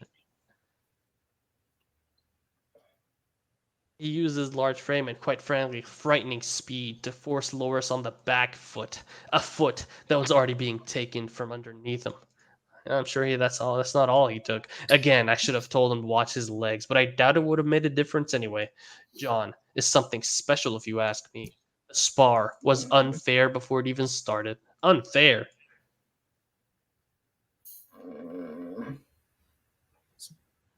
Sir Jaime has that little faith in his fellow Kingsguard. Sir Jaime Lannister does not have a great opinion of Loras the Unimportant, as he answered. She saw the smirk on his face and something else as well. It looked like pride from the Lannister knight. Pride? Why the fuck would you... Let's take off my glasses for a bit here. Oh. Why?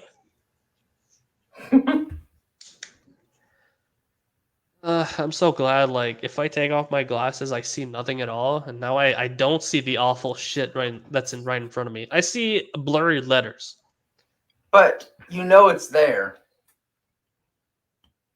Oh, if I cannot perceive it, it's no longer there. That's just denial. Right? No, denial is a river in Egypt, okay?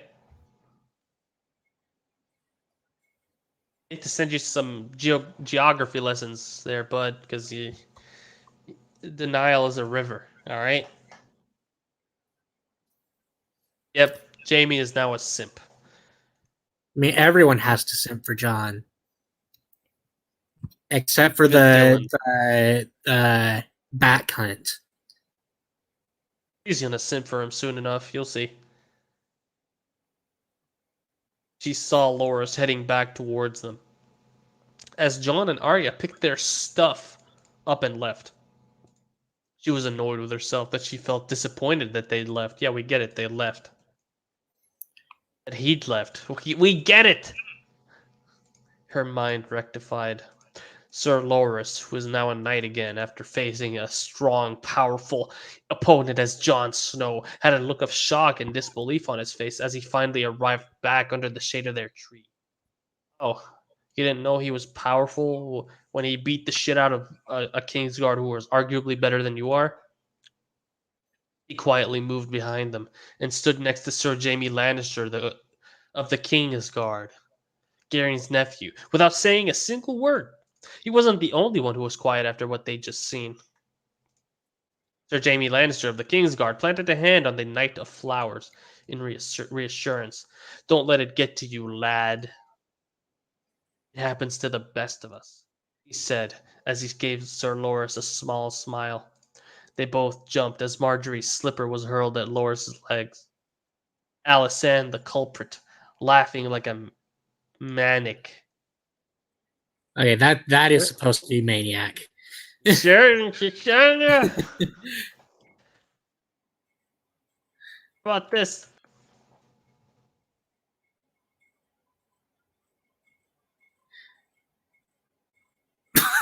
What?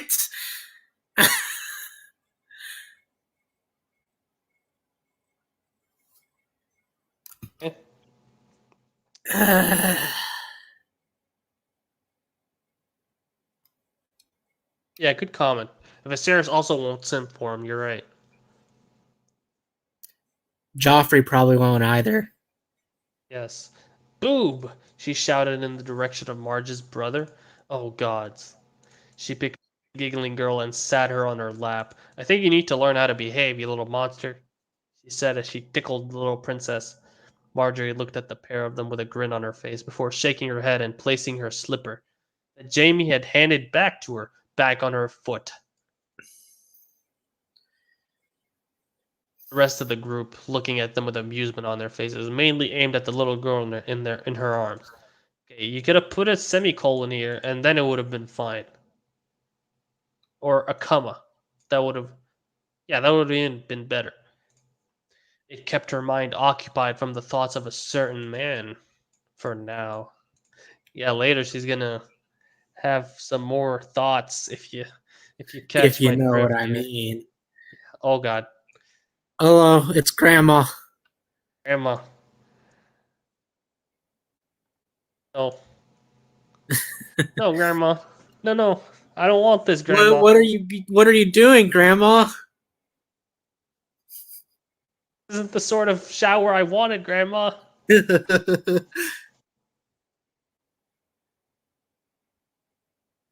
Okay.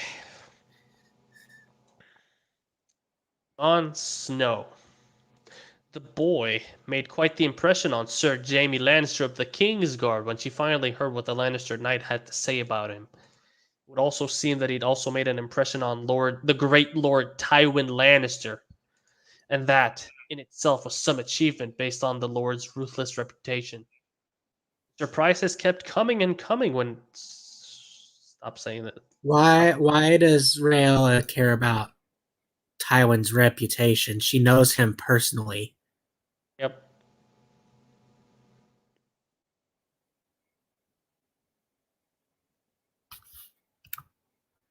Imagine not knowing the fine details of the story and then still writing.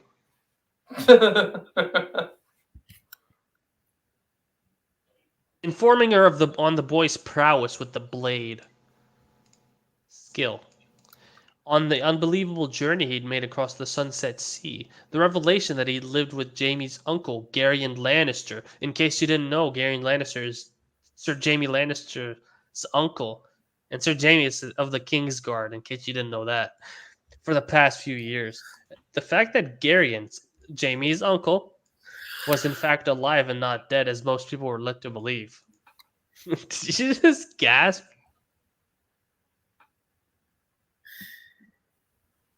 That was either like a really well-timed breath intake when I said Jamie's uncle, or It was just really well timed.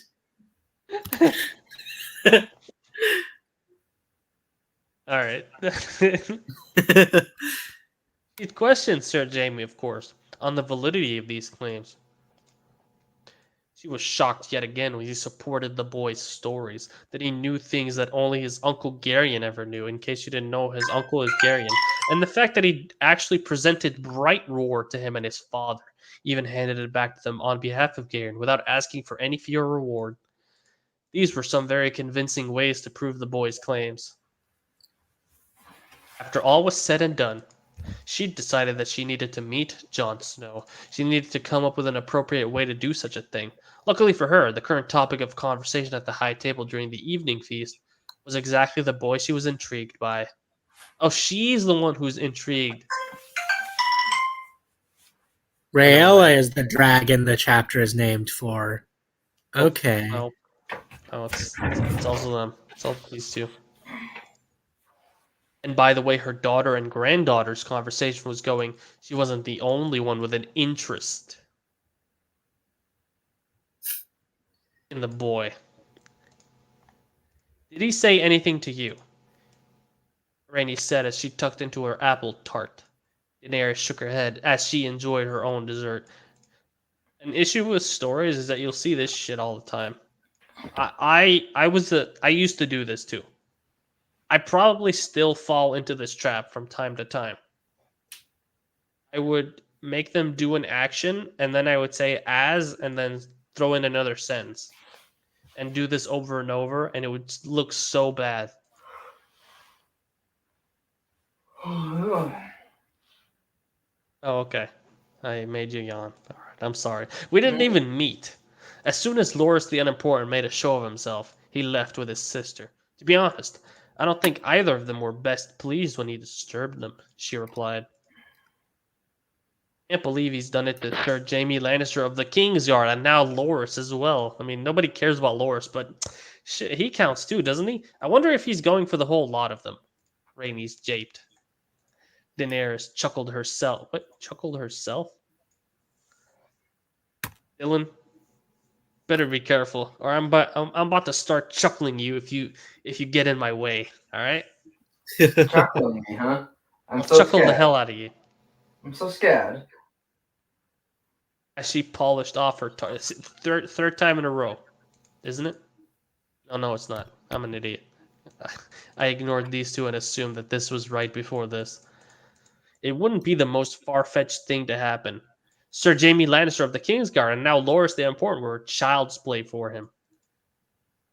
Even Jaime would agree that it was way too easy the way he brushed past the two of them. Bear in mind, that's half of the Crown's team for the melee. That's a point. Who's filling up the other two spots? I know Uncle Oberyn and Obara are competing for Dorne. Ari said Daemon was as well. Daemon. Rhaenys asked before putting a spoonful of her tart in her mouth. Yeah, we get it. She's eating a tart. Your brother is one, and the other is Sir Arthur, the Quiet, the Shadow. Rhaegar managed to convince him, especially with the whispers about our northern friends slowly spreading. Apparently, Sir Jaime Lannister of the Kingsguard has already had a small word with Sir Arthur the Shadow about him. Daenerys explained before sipping from her goblet. Give me a second to drink some water here, because this is much pain.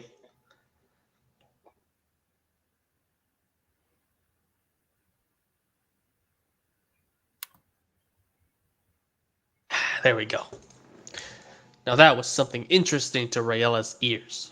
She wasn't aware of Jaime and Arthur's conversation. It will be very interesting to see what the famed Knight of Starfall would do with this information. Excuse you, he's Sir Arthur Dayne from the shithouse, okay? Mm-hmm. Dylan doesn't get that reference. Mm. Dylan, what was Starfall called before the star actually fell? It wasn't. What if it was called the shit house? What if they were in a place called the shit They house? were the Danes of the shit house.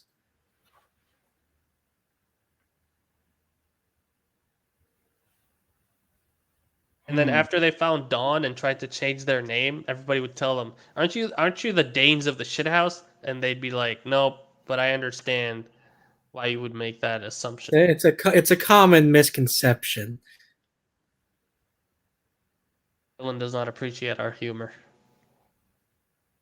Oh, that was humor? Dylan, try to link me Zuko Azula fanfiction.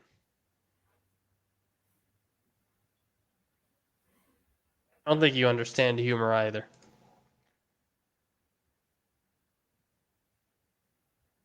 Where was I? Night of Starfall. Rainey sighed. Does it make me a bad person because I want to see John beat Arthur? Imagine the reaction. She said as Daenerys shook her head. Why would... Ugh. Why? I don't...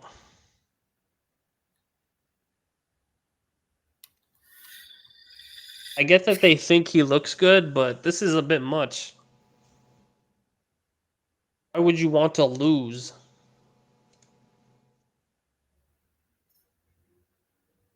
Not at all. I, for one, want to see just that. I think Egg would be fine with it as well. He's always been annoyed with how good Arthur is. Bringing down a peg or two would do your brother just fine, I predict, her daughter replied. Maybe Sir Gerald will see something in John. He could return to the Red Keep to train as a future King's Guard. Who knows? Why would John accept?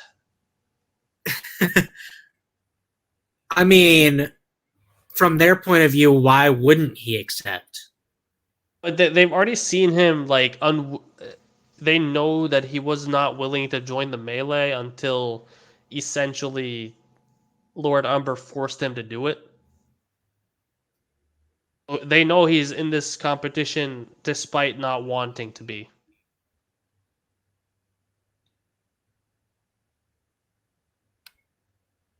But yeah, you could be right. It could be just their bias. Yeah. Like even despite all the information Being presented, a King's Guard is a huge honor. Why wouldn't a mere bastard want to do that? that's fair.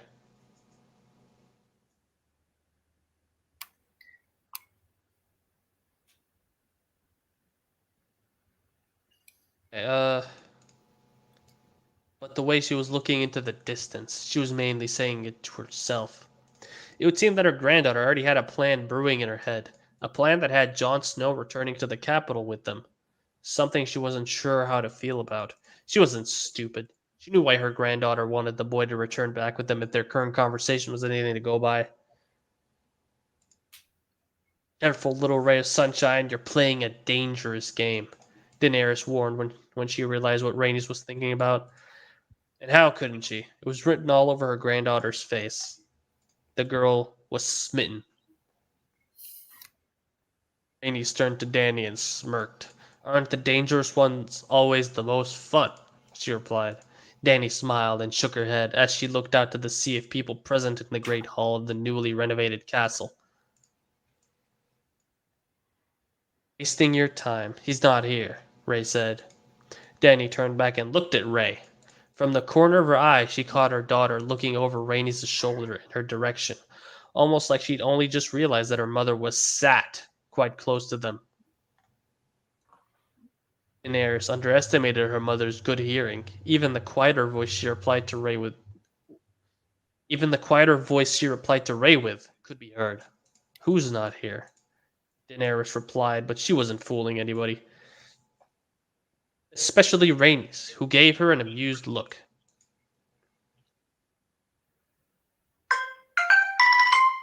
You know exactly who I speak of. Don't play that game with me. Know exactly of whom I speak.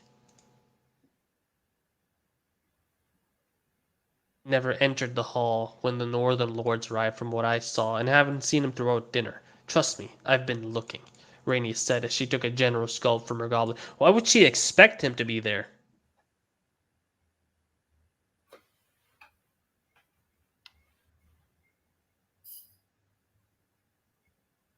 Yeah, you're right, Dawn. Guy just goes in and literally everybody falls for him in about a half a day. Two Someone princesses needs of the realm. someone needs to pull an Austin Powers and go steal his mojo. Yeah, pretty much. He took my mojo. I should watch that movie tonight. No, wait, no, not tonight. Tonight I'm gonna continue editing after this because I kind of Crikey! procrastinated on that. I've lost my mojo. uh,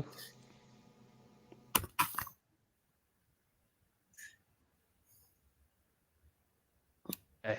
Yeah, we did this. That would explain why she couldn't pinpoint the boy. She expected him to be sat with his family, but the boys who were sat with them were clearly too young to be Jon Snow. They were more than likely the two youngest sons of Lord Stark, the timid little bunny rabbit, Lyanna's beloved brother, and his wife, the Thunder Cunt, Lady Cuntlin, the The Bat Cunt, Thunderbat. the Thunder Bat. He thought it was rather odd for the boy not to be present. It wasn't like his baseborn status kept him away from the feast. Yes, it does. Prince Oberyn's brood were prime evidence of that, as she caught one of the older ones laughing at something her cousin, Princess Arianne, had just said. Prince Oberyn's children are treated the same, almost the same as Arianne is treated. They're shown like the same levels of respect. Yeah, because that's how things are done in Dorne. Exactly. Because it's Prince Oberyn. Exactly.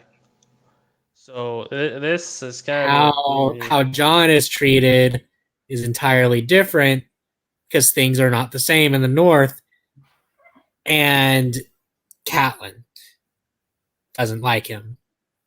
the Thunderbat. You're right. Nobody likes the Thunderbat. Although I don't think she ever barred him from attending a feast, she just made him sit lower. Yeah, exactly. Well, wait, didn't he? Wasn't he barred from the feast with the king in Winterfell?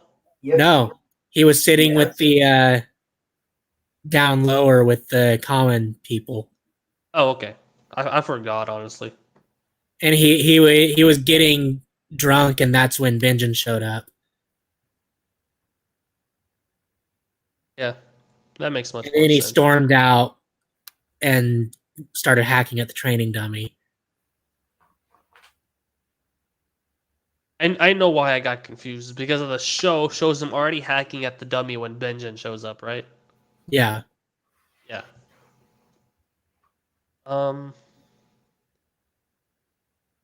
It's her son's wife. Wait. Okay, we're here. Her son's wife, her daughter-in-law. Her good daughter. Yep. Something that had completely slipped her mind. It didn't help that her son was dead set on ignoring his wife for the whole duration of the feast. He was more interested in his brother-in-law, Prince Good Quentin, brother. than her. With the amount of time he seemed to spend with the Dornish prince, she wondered if there was more to it than friendship. Whatever it was. Looks like Sir Loras the Unimportant is not the only one who is suspected of sword swallowing. Suspected by his own mother, nonetheless. Whatever it was, she would make sure to keep a close eye on it. Although from what Elia had told her back in the capital before they departed, we'd be seeing a lot less of Prince Quentin. What that meant, she wasn't sure. She was taken from her musings by the sound of tables and chairs being dragged across the floor, the sound of musicians testing instruments, making it obvious that it was now time for the dancing. And they call them bards. Yeah. She saw lords approaching ladies in the hopes of a partner. Ladies playing the role of the shy maid as they fluttered eyelashes and nodded at their requests. I wish Dirk could like pull us all into this weird ass imaginary world he lives in.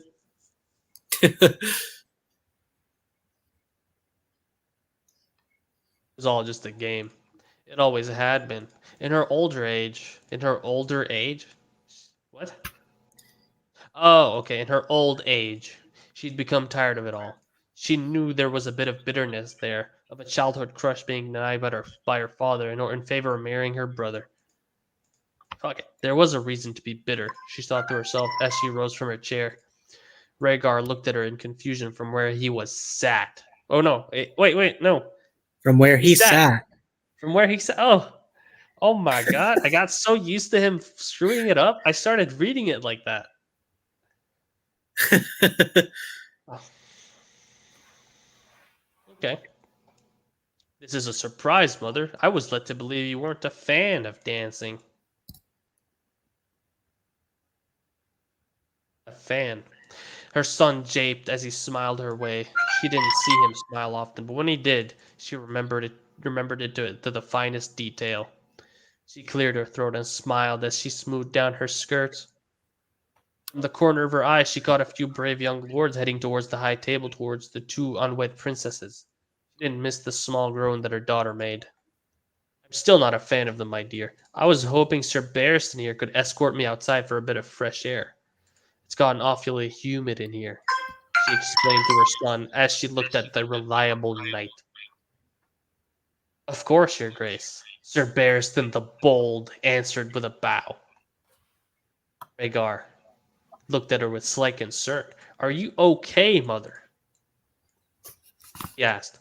Her son was always worrying about her. She patted him on the shoulder as she walked past him. I'm fine. Stop worrying. When you get to my age, you'll understand the need for a bit of respite from these sort of events. These sorts of events, she explained to him. Her son nodded, but the look of concern didn't leave his face. She didn't give him a chance to fret over her as she made her way through the hall and towards the main doors of the courtyard. Sir Barristan by her side as lords and ladies bowed and curtsied for her as she passed. Let me guess, she's gonna find John outside doing something. How much you want to bet he's going to be hacking at a training dummy?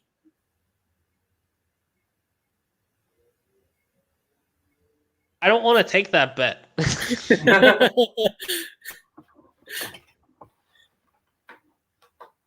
This is Dirk trying to replicate that scene in the first episode. Wait, is this John gonna fight Sir Barristan now? Oh god, he's gonna fight and defeat a third Kingsguard. All right, no, let's see what happens. I hate that I suggested it because I feel it's gonna happen now. Anyway, there was a humid feel to the evening due to the warm weather they'd been lucky with throughout the day.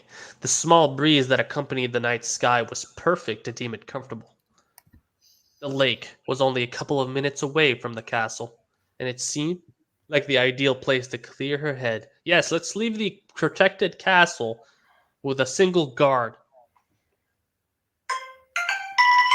What do you guys think? Great idea, right? I mean, only the best idea. Lovely evening for a little walk, wouldn't you say, Sir Barristan? She said to the bold knight. Sir Barristan nodded his head. Yes, what else would he nod? His other head? Maybe she... Okay, hold on. She's got a... She was denied a crush. Is it gonna be Sir Barristan? They going out for some woodland fun? Is that... Are they some little tiny horny honeys? We got it. Oh, not... Most satisfactory, your grace, he replied as they headed towards the lake. She side-eyed the old knight. Oh, no. And smiled at him. Oh, God, no, please. I have a feeling the fresh air would do the both of us some good. No, they don't realize that it's a chore being old, she japed as Sir Barristan chuckled in reply. Only one of us here is old, your grace. Sir Barristan replied with a smile. He smiled back at him. Oh, no. You don't need to flatter me, Sir Barristan. I'm well aware of my own age, she replied back. We get it, they're replying to each other because they're having a conversation. She saw the knight reply. Oh, God damn it! Reply with a smile, but noticed it completely drop as he looked in the distance. Oh. She looked down the field of grass along the side of the lake in the direction Sir Barristan was looking, and noticed what had just wiped the smile off Her knight's face. Her knight. Her knight. He's her knight in shining armor. Yes, he is. What do we got? Would you like me to get rid of them, Your Grace? Sir Barristan said as they slowly approached the culprits. It won't be necessary, Sir Barristan. They were here first. It's only fair. Replied as she eyed the man and beast laying down in the grass.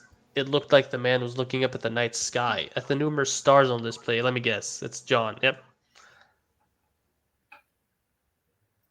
Wait, they're walking around the lake, right? Yeah. Okay, just to make sure here. Just like save the link here, put it over here. Just to make sure of the size of the God's eye. Okay. Opening a new page. Just zoom in. Harrenhal is here. The God's eye is fucking. It's about the size of like 25 Harrenhals, and he since he's sitting at the beach of it, he's occupying the entire fucking beach. Just to make sure here, like I'm not. Am I imagining it? Like, am I being too much of a dick here? No, not at all. Okay, okay, I'm not crazy. Got it. Now, back to the big white dog. That big white dog was not interested in the slightest, however, as it snoozed away. She could hear it loudly snoring, even from where they were stood. As they got closer, she noticed the dog slowly wake from its slumber and open its eyes. They were met with blood-red orbs that were rather unnerving, to say the least. Orbs. Whoops. No. Orbs. Oh, he's showing her his orbs. Yeah, shit. This took a turn. Sir Barristan had his hand firmly on his sword as he subtly moved in front of her. The dog, however, didn't budge from where it laid, just lifted its nose in the air before staring at them. The man laid next to the beast hadn't budged yet. That's when she noticed it. Something very odd indeed. Something that had Sir Barristan on edge as he held his arm out in front of her to prevent her approach. She was too busy staring at the man's eyes to reprimand the knight for his action. Milky white eyes, devoid of anything. Let me guess. Yeah, he warged into ghost. He's warging. He's warging right in front of the Queen Mother of the Seven Kingdoms, and one of the King's Guard. What a genius. Let me guess. She's gonna find this fascinating. Was he blind, or it clicked like a finished puzzle? The white dog on closer inspection was clearly a wolf of some kind. The man, dressed in northern garb, and the fur cloak he was using as a pillow for his head was also northern. Stark coloring. Stark. This had to be the man the two girls were talking about. This had to be Jon Snow. Jon Snow. And he's a wolf. A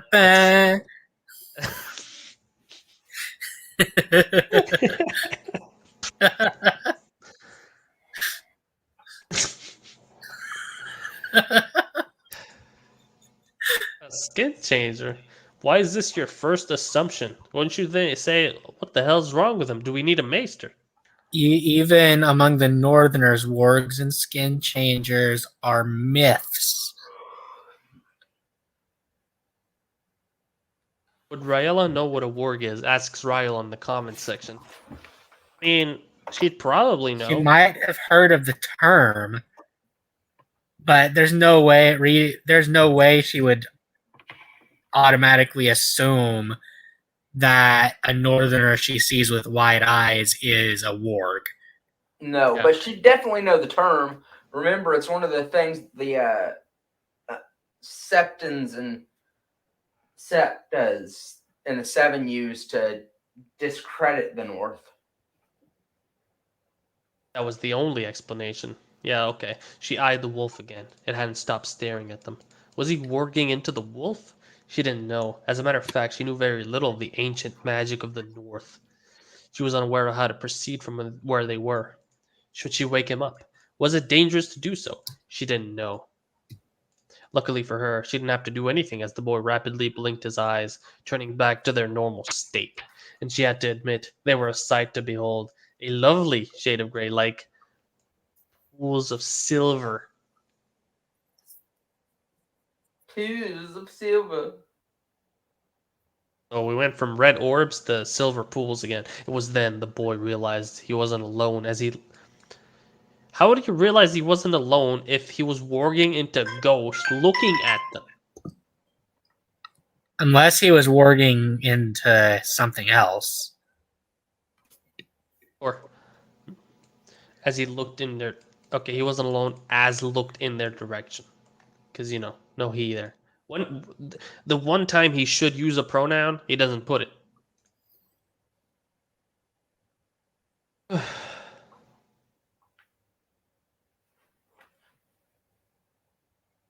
No sudden movement there. No sudden movements. There's a good lad, Sir Barristan said as the young man slowly rose from where he was. A pair of sheathed swords left on the ground next to where he was laid. John made no attempt at grabbing them, as he stood at his full height. Taller than his father, it would seem.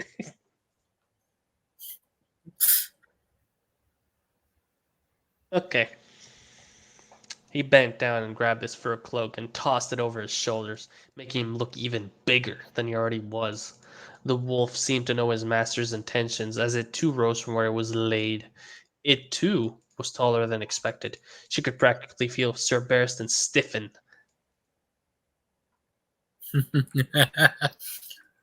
She could feel him stiffen.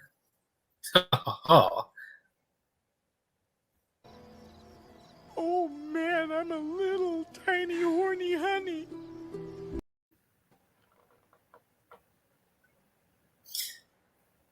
Just copy this. There we go. Oh no, you need to add the rest of the sentence. Oh. Yeah, sure.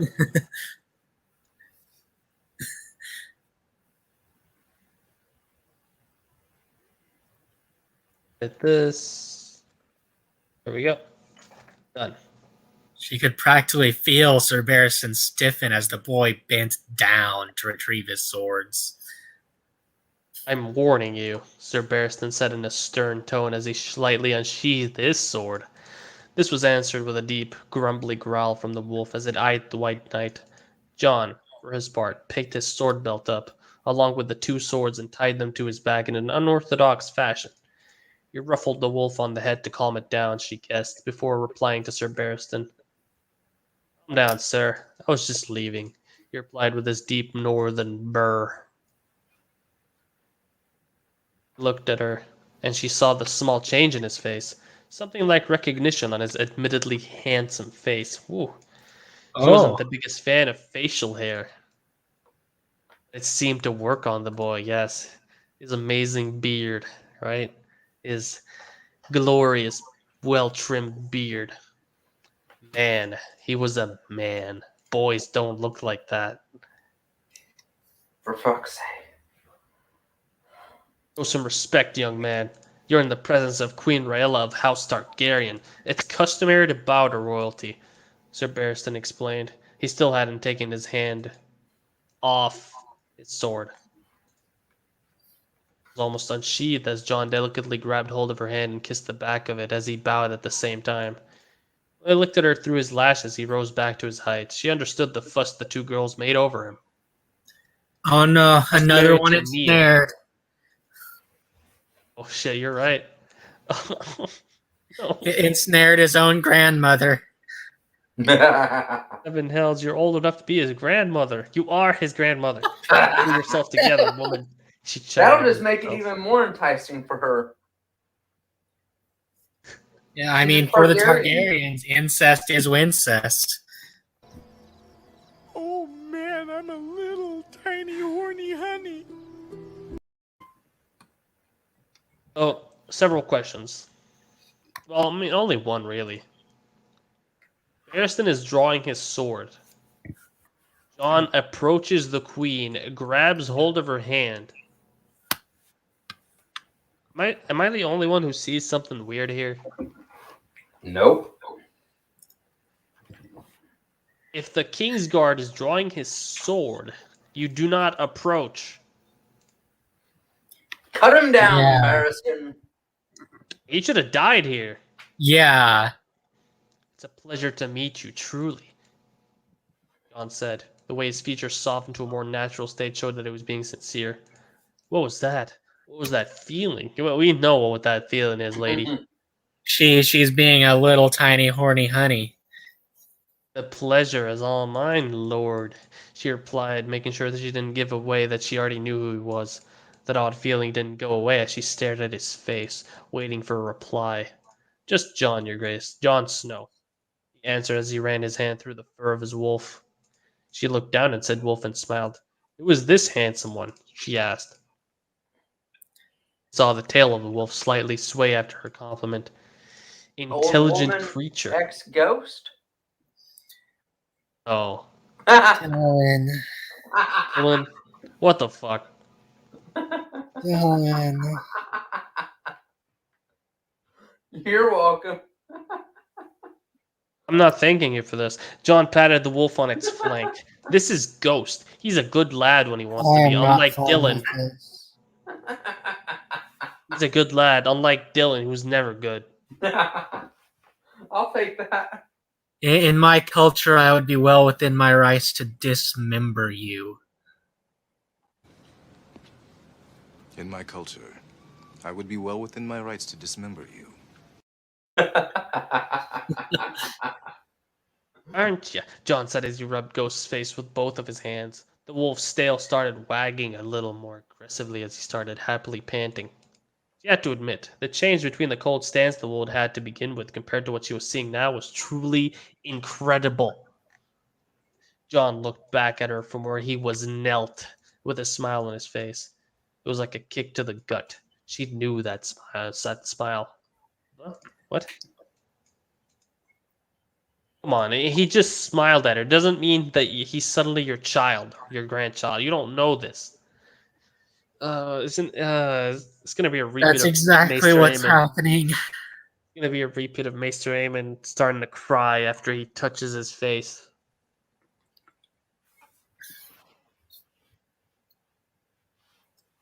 That's what that odd feeling was when she looked at him, like she'd somehow met him before, even though she knew she hadn't. She hadn't met him before. He just looked like somebody that she had met. Somebody she birthed from her own womb. Cheekbones. The curvature of his nose. What the fuck is up with this stupid crap? I don't like this. Jawline. The smile. Why? Is this how it's gonna end? Why did the man in front of her share so many features with her own son, her Rhaegar? She looked back at the man in front of her after getting lost in her own thoughts. Now that she'd made the connection with her son, it was difficult not to see those shared features. Why? It didn't make sense. She was too stunned and affected to get herself through a full conversation with him. It was almost unnerving as she looked at him. She needed to regroup, put the whole of tomorrow into working out whatever this was, a plan to tackle this confusing development. She cleared her throat. Well, it was nice to meet you two. If you'd excuse me, I think my bed is calling for me. Why would you ask for an excuse from a bastard? Has to be excused by a bastard. She explained to John, still fazed by the whole situation. John looked almost disappointed by what she just said, but nodded in reply. It was nice meeting you too. Sleep well, Your Grace, he replied. She nodded at his reply. With one final look at his very familiar face, she turned away and headed back towards the castle. She took a steadying breath to calm her heart.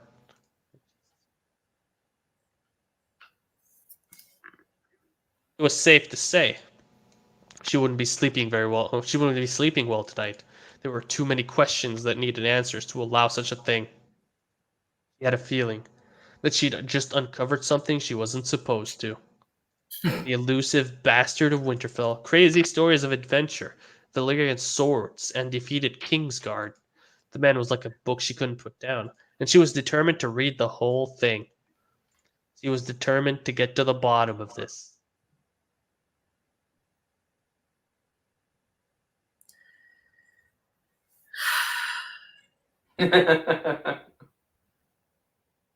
Oh dear Ned, Grandmama has the scent. Don't worry if you thought the conversation was a bit short at the end. John and Raella will be having a full-blown conversation next chapter. Oh, thanks for that. Hey, thanks for the spoiler. They're gonna be tea and everything. They will be tea. Okay? They will be tea.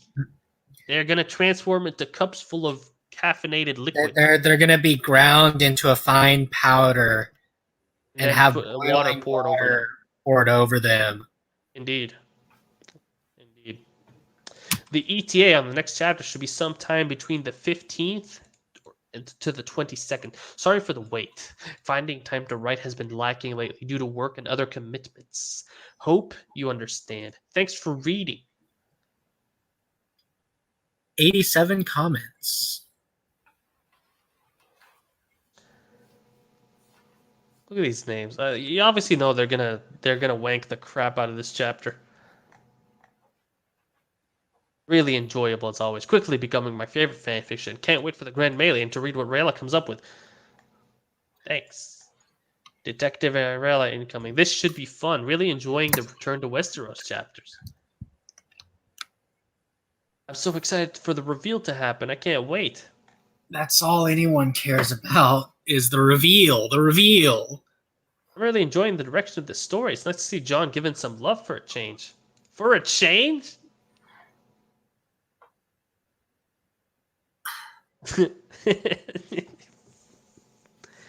Dylan, what the fuck? Hey, don't look at me. This is Mitt's fault. As for his interaction with Raella, I could definitely see her figure it out first. I'm also excited to see Rhaenys' plan to get to know this intriguing bastard. Thanks for the awesome story. Why does he keep saying it like that? Grandmama. Ned, my good fellow, your days are numbered. This isn't how you write peak, okay? Alright, let me just show exactly how it's written. Let me just open this thing. Clear this up here. Wait, no, I didn't work. Let's see. Type it in properly. Maybe if I press enter. There we go. Peaked. This is how you write peaked. Okay? Alright. You are amazing, but please, we need another chapter faster. Oh, look, it's your favorite dude. Another great chapter. A speed force. Ned is so stupid. Shake my head. If House Targaryen was still ran by heirs, House Stark would be doomed because of this action on Ned's part. The North would collectively betray them too. Even some of the more loyal houses would turn on House Stark for this treason. Oh, is he on something? Amazing chapter once again. Hoping grandson and grandma have a lovely meeting. Maybe she will play prank on Rhaegar and Elia by allowing both princesses to court Jon. I'm pretty sure she cannot allow anyone to do anything since Rhaegar is king. He did give Raella control over Dany's courtship. Oh, okay, yeah, that's fair. I mean, he wouldn't accept her using a bastard. Well, yeah, that would be an insult to all of the other kingdoms. Another interesting chapter. Do you have a beta reader? I only ask because in this chapter I noticed a lot of weird spacing issues. Oh god. So, okay, let's see what he thinks about these spacing issues. I just looked over, you've seen all the extra spaces you talked about. Looks like I'll have to go through it. Oh, he didn't even know he was making these. Oh, and Ryle had like a perfect excuse for him and everything. Like he made the excuse for him that he was just using it to insist on certain words. Not insist, but highlight, kind of. Something obviously went wrong when I copy and pasted it over. Shit. I'm looking forward to when John's hand is forced in regards to Kirena. In this story, who is the father of Joffrey and Myrcella? It sounds like Cersei married Stannis, but is he the father? Stannis is the father, yes. Oh. Wow. So much for a mystery. What does And Writer Wolf618 think? the fact that What? Joffrey, Tommen, and Myrcella are even born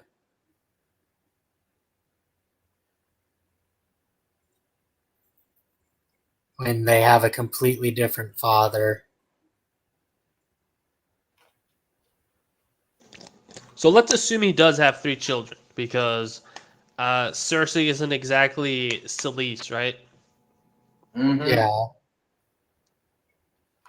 And, Stannis is a little bit more excited in this particular situation.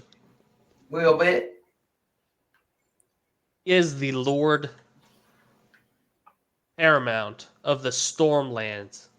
Why would he name his children after Western names? He wouldn't.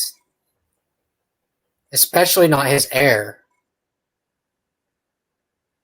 There you go. And it's not like Stannis is completely weak when it comes to Cersei or something. Yeah.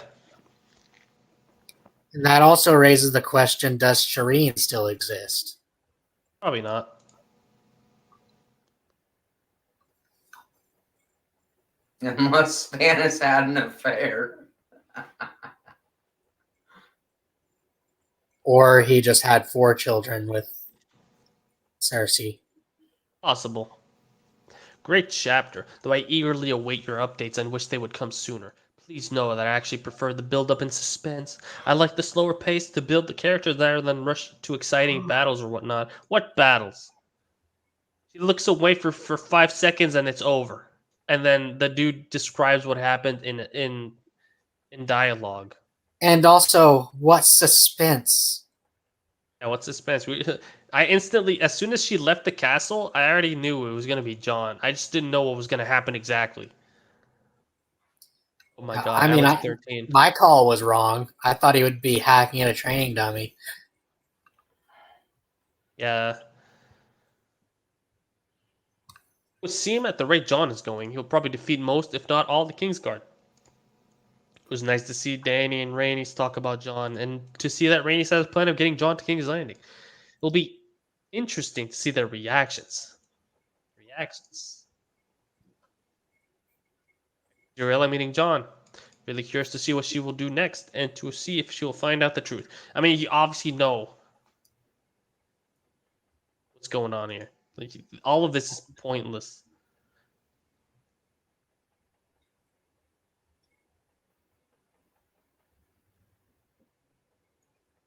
I get it. It's interesting.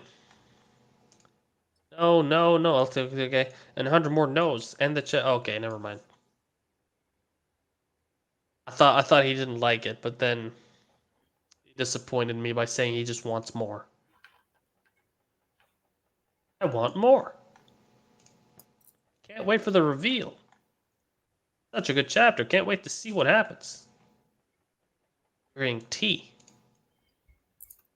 All I gotta say is Ned is screwed. Godzilla 1989 says. What does Dimbear say? I have no discipline when it comes to the story. I don't care. Amazing chapter. I ask you to Raella to John's ship.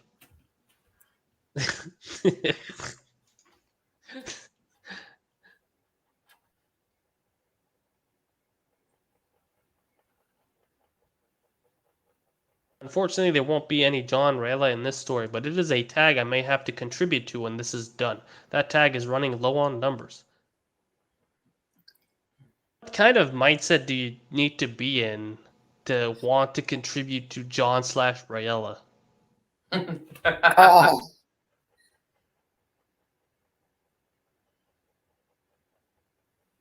I mean, gilfs are a thing. I love how reluctantly you said that. I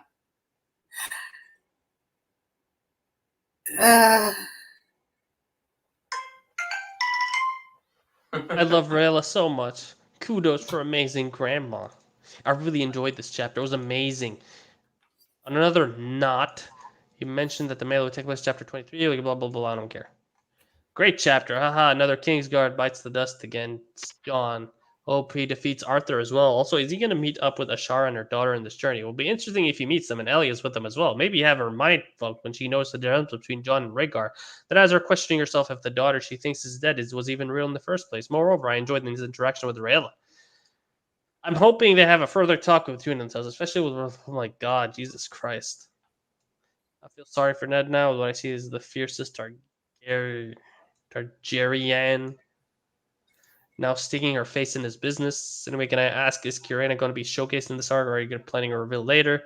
Finally, I have to say, despite my hate of filler chapters for your story, it's actually good because it really enhances the build. Oh, so boring. Fingers crossed, Rella asks who his mother is, and they chat it out. Great chapter. Great chapter. Break the teeth to Edmure. Haven't even seen Edmure yet. What is the length of John's guitar? We all know what that's a euphemism for. Oh my god, Alex K21. Wild Elephant. Fantastic chapter. I love your story.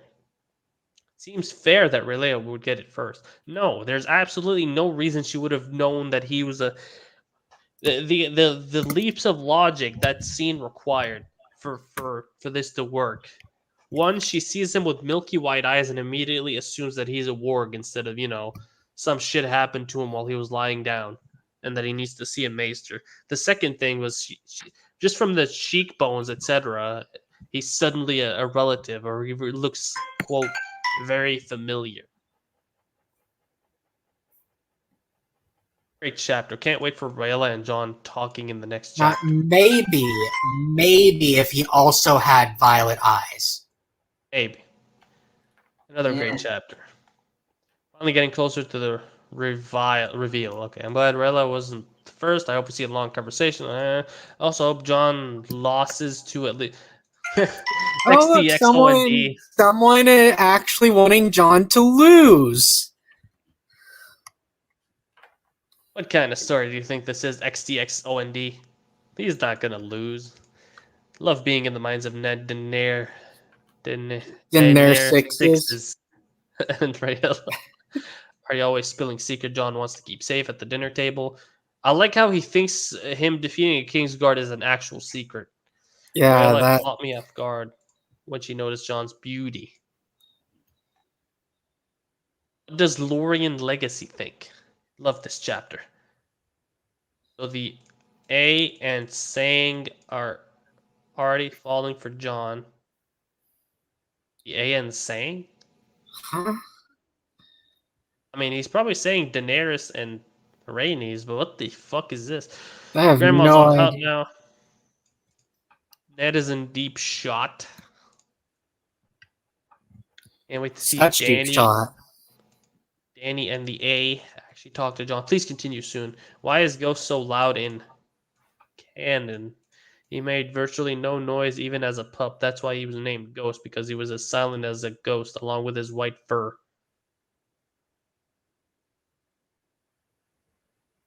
I don't think John would join the Kingsguard. He's been told and lied to all his life. Blah, blah, blah, blah. No one cares. Grandma, oh my god, don't fucking say that. Smell her own blood. You are in trouble. Needs Stark. It's only a matter of time. Thank you. John is king. Oh god, this is an ugly drawing. A mother never forgets. I feel bad. Like if the person who drew this hears me say it, they'll cry. But it looks like some kind of Disney ripoff drawing of something. It looks like someone drew an OC for Elsa. Yeah, exactly. Yeah, exactly.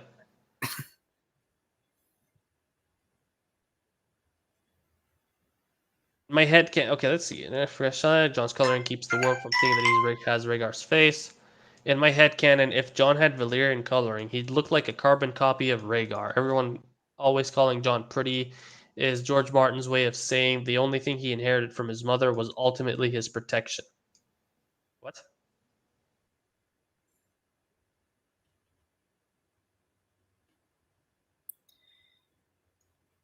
Whatever. His grace is that's all. I don't know about that. Anyone who talks like this does not understand genetics. Love the Yeah. story. You're doing a great job with it. Thank you. I'm always looking every day to see if there's been an update. Just so good.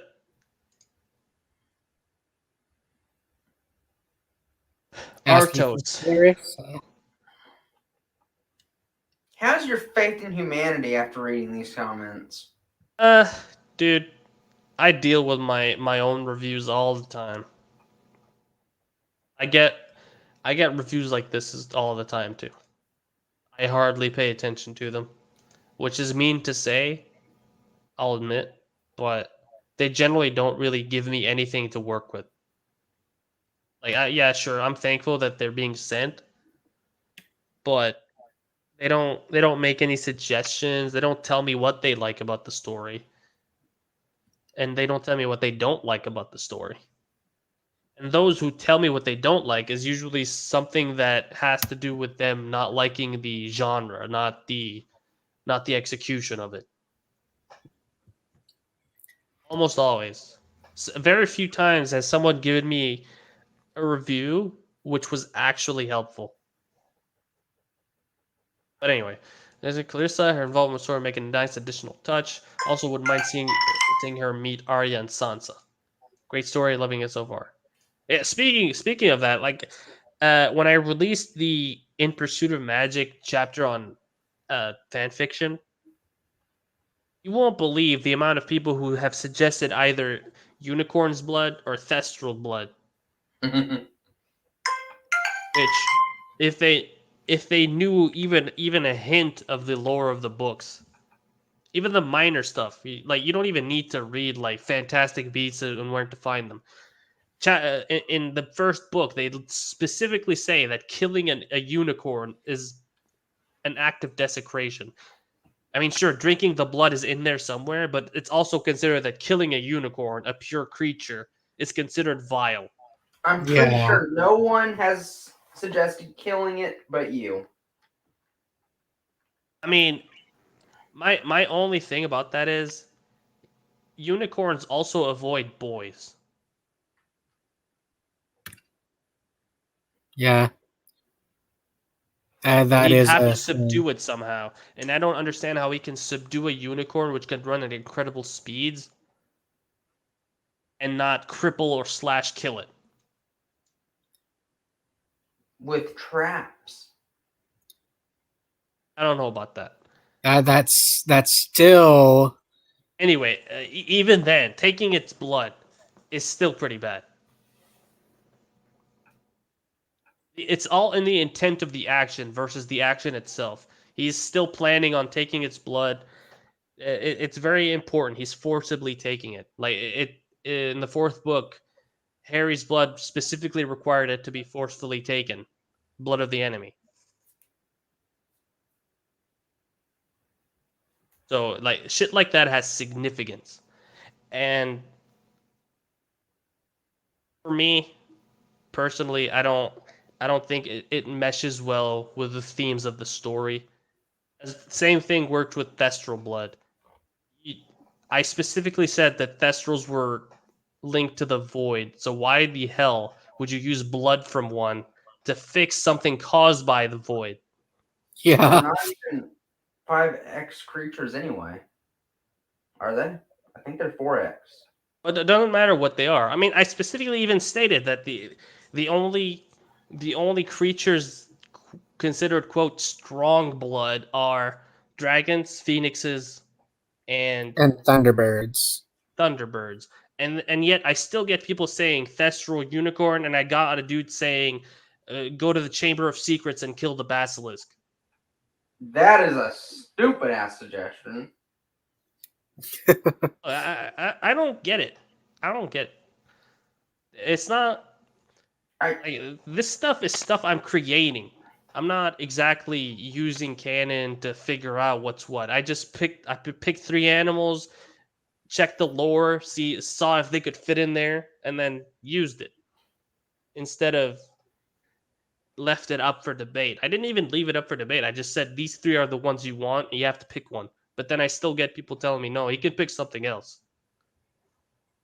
Well, okay. Not sure how this is helpful as a review, but sure. Anywho, let's see what Rand 6 says. As much as I hate you for no Danny/John or Rainy/John, I love you. I love this piece of art, and I look forward to every single chapter. Also, I miss John, and I miss Kinera. Who's Canera? Is Kirena's cousin that nobody cares about. It's Kirena's twin sister that joined them in a 3-way. Oh God, Dylan would like that. Ned Stark makes me so angry in this fic. He had no right to take Jon from his father, and no guarantees it will remain secret forever. Okay, a rant of how evil Ned is. Here's my suggestion. He could be given a public flogging. What? Okay. Harris. I hope John will be told his real name. I swear to God, if he starts calling John Jaehaerys. No. John is obviously Aegon. He gets 700. Please get John and Grandma's convo about hunting of birth. What? What?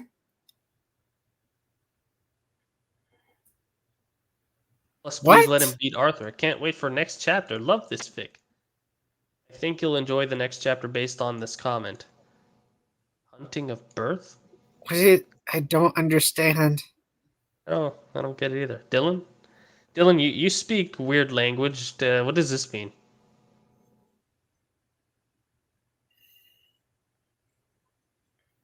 I think he knows Obviously, and you're doesn't want to tell hunting us. women that are giving birth. Oh, okay. So he's okay. So John is like Ramsay. Yes. Okay. Okay. All right, that makes a little more sense. Hey, buddy, what's an update today? Hey, buddy. Oh shit! Take your time. Story is just awesome. We're Take past your 311 time. event. Next Friday, or could it be early? Yours by far is the best. The best. Oh Hey, God. friend, will there be any update? Pinky Pike. Okay, this is the final comment. Somehow I forgot to comment. Probably because I wanted to read it twice before I did. So much funnier. Jamie being proud, maybe feeling John is his nephew/cousin. The princess is being more and more interested, and I guess him going to King's Landing will be as something other than a potential King's Guard. Rayella was precious. Grandma's gonna blah blah blah. I like how if I dared to write a plot thread like this one, something that makes absolutely no sense, I will get destroyed.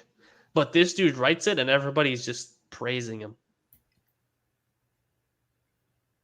Love it. All right.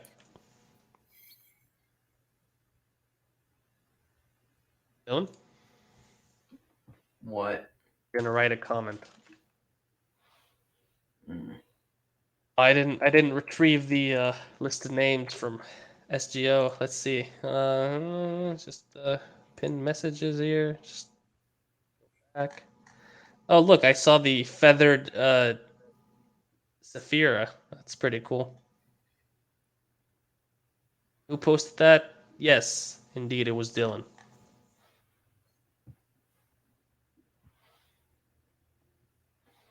You have to put Yeah. something about the gilf. I know. Yeah, Don't worry.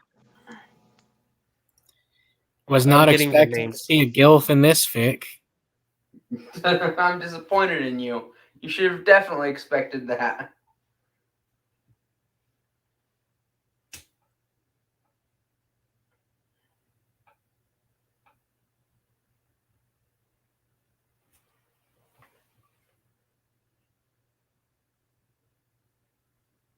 Okay,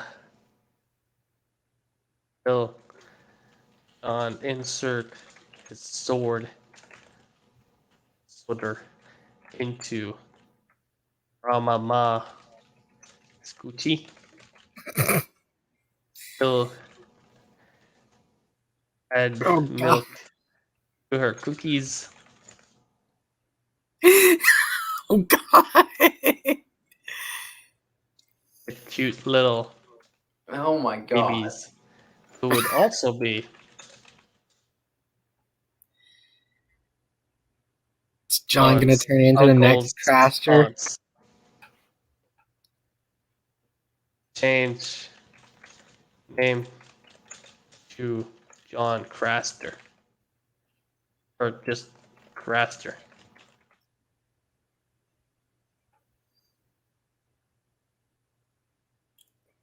Oh god.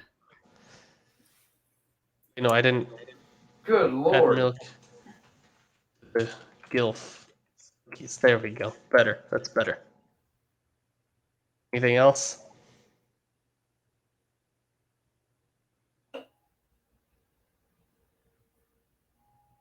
We can get Ray of Sunshine and Danny Dillard.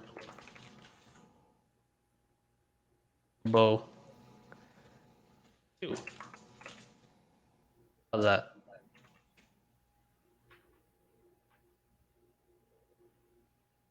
I'll add in Ryle just to give him some respect here. But does he deserve respect at the moment? It wasn't his fault that he wasn't here. Look, you know, he tried. He tried 3 times. I even made fun of him by doing the whole turn your I'm computer sorry, off but and on again. did he try on the computer each time, or did he try on another device? Or device. You can use this website on other devices, you know. Oh, who would use it on their phone? Like, I'm I quiet mean, again. I have before, and it's very hard to read along. Yeah, see? Very, Zero very does difficult to the read along. reading. Anywho. Looking forward to next. Updati. Oh, update. There we go. X. D. Oh out. god, this is so cringe. R.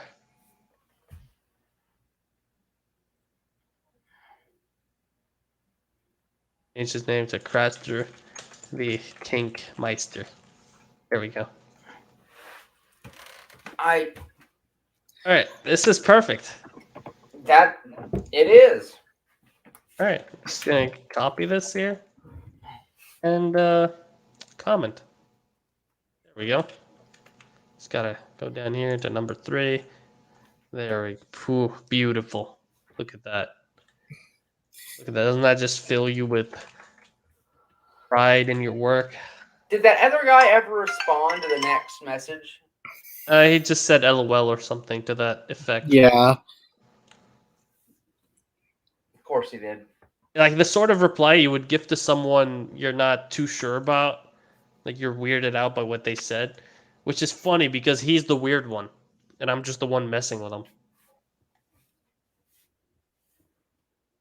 Zero, not the weird one. Look, I'm not weird. Zero, not the weirdo. I know Dylan likes to call me a weirdo, and tries to change my heroic nature into something foul and evil, but it will never succeed. I am too important. Unlike Sir Lawrence, who I hear the sucks. word foul and my mind jumps to Prisoner of Azkaban when Hermione punches Draco. Foul, Oh, that's a loose, an good evil scene. little cockroach. That's a good scene. We should That was a see great it. scene. Hermione punches Draco. All right. Should I play it? Yeah. Yes. The fuck is he wearing? I thought he was supposed to be a pureblood. They just kind of forgot that wizards wear robes. Oh, they completely forgot about outfits and I know that. Like they made them wear like school outfits more than school robes. But I didn't think they would wear that in there. And Ron doesn't look half bad with the hairstyle here. I know I'm why you sorry. hate him, Dylan, I- because he looks better than you do. I've always Really? hated the line, he's not worth it. But he isn't worth it. Anywho. It's amusing. That's worth it. No, it's not.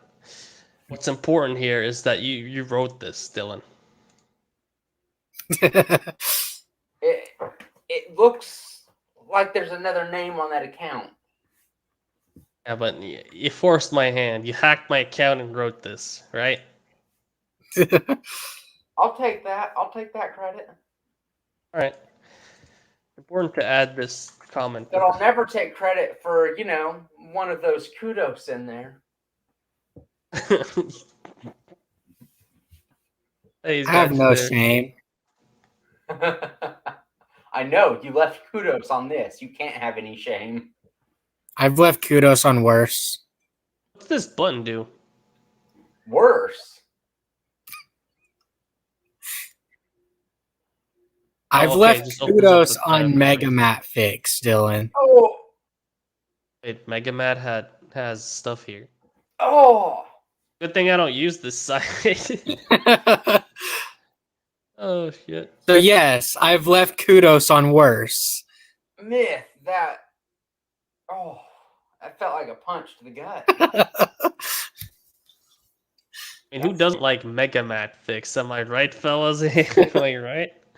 Actually, Dylan, why do you hate Megamat Fix? They're everything you like in fanfiction. No, they're not. What do you mean? It's got harems. It's got characters destroying everything. Crappy fight scenes taken over by enormous harems. No plot. Yeah. But And, you like and above all, wasted potential. you like for love of magic for the same reason. What, For Love of Magic is a good fic.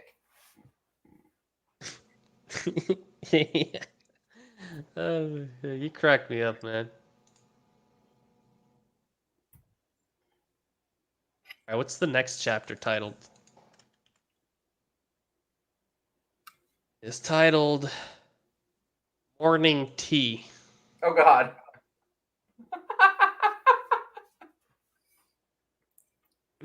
What kind of tea do you take in the morning? Would you think Moon tea. moon tea? I don't know Oh, if he's okay. doing this on purpose, man, but There's a tag that I hadn't noticed before. Crackfic? Yeah, probably. I think he did that after people realized, like, they started calling him out on it. I noticed this before. I did not.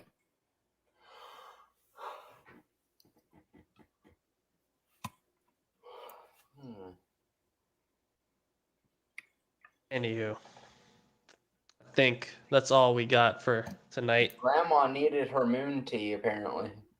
Yep, they had some fun in the night. After Sir Barristan, who I thought was gonna score, got rejected and told to leave. No, She he just joined invited in. John later. Yeah. She had to get that younger blood. Yeah, she needed to get her groove back. And she did. And that's why she needs the morning tea. Someone needs to go steal John's mojo. Went out of control. Actually, no. Somebody needs to take the mojo and bring it back to Austin, because that's what John took. Oh yeah, obviously. That's why this tag exists. Yeah, when Dr. Evil stole Austin's mojo, he didn't give it to himself. He gave it to Jon Snow. Exactly. John just didn't know where he got it from. All right. I think this is enough for tonight. I think we should go, and I should edit the damn chapter so I can release it tomorrow, because there's about 17 hours left. Look at how cool this website is. No, I can't get distracted. Okay. Just remove this. There we go. Thank you for coming, gentlemen. I'm sorry Riles couldn't... Oh, thank you. I'm sorry Ryle couldn't show up. My heart goes out for you, my friend.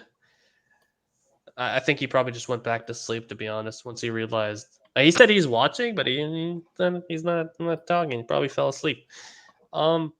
His last comment was almost an hour ago. Yeah, exactly. So he's taking a little baby nap. Goodbye, though. I am gonna do the thing where I say thank you, and then crap, there's something I forgot to do. I got to put this on. Japanese fried kame. Yep. Actually, let's end it with that. Japanese fried kame. Japanese fried kami.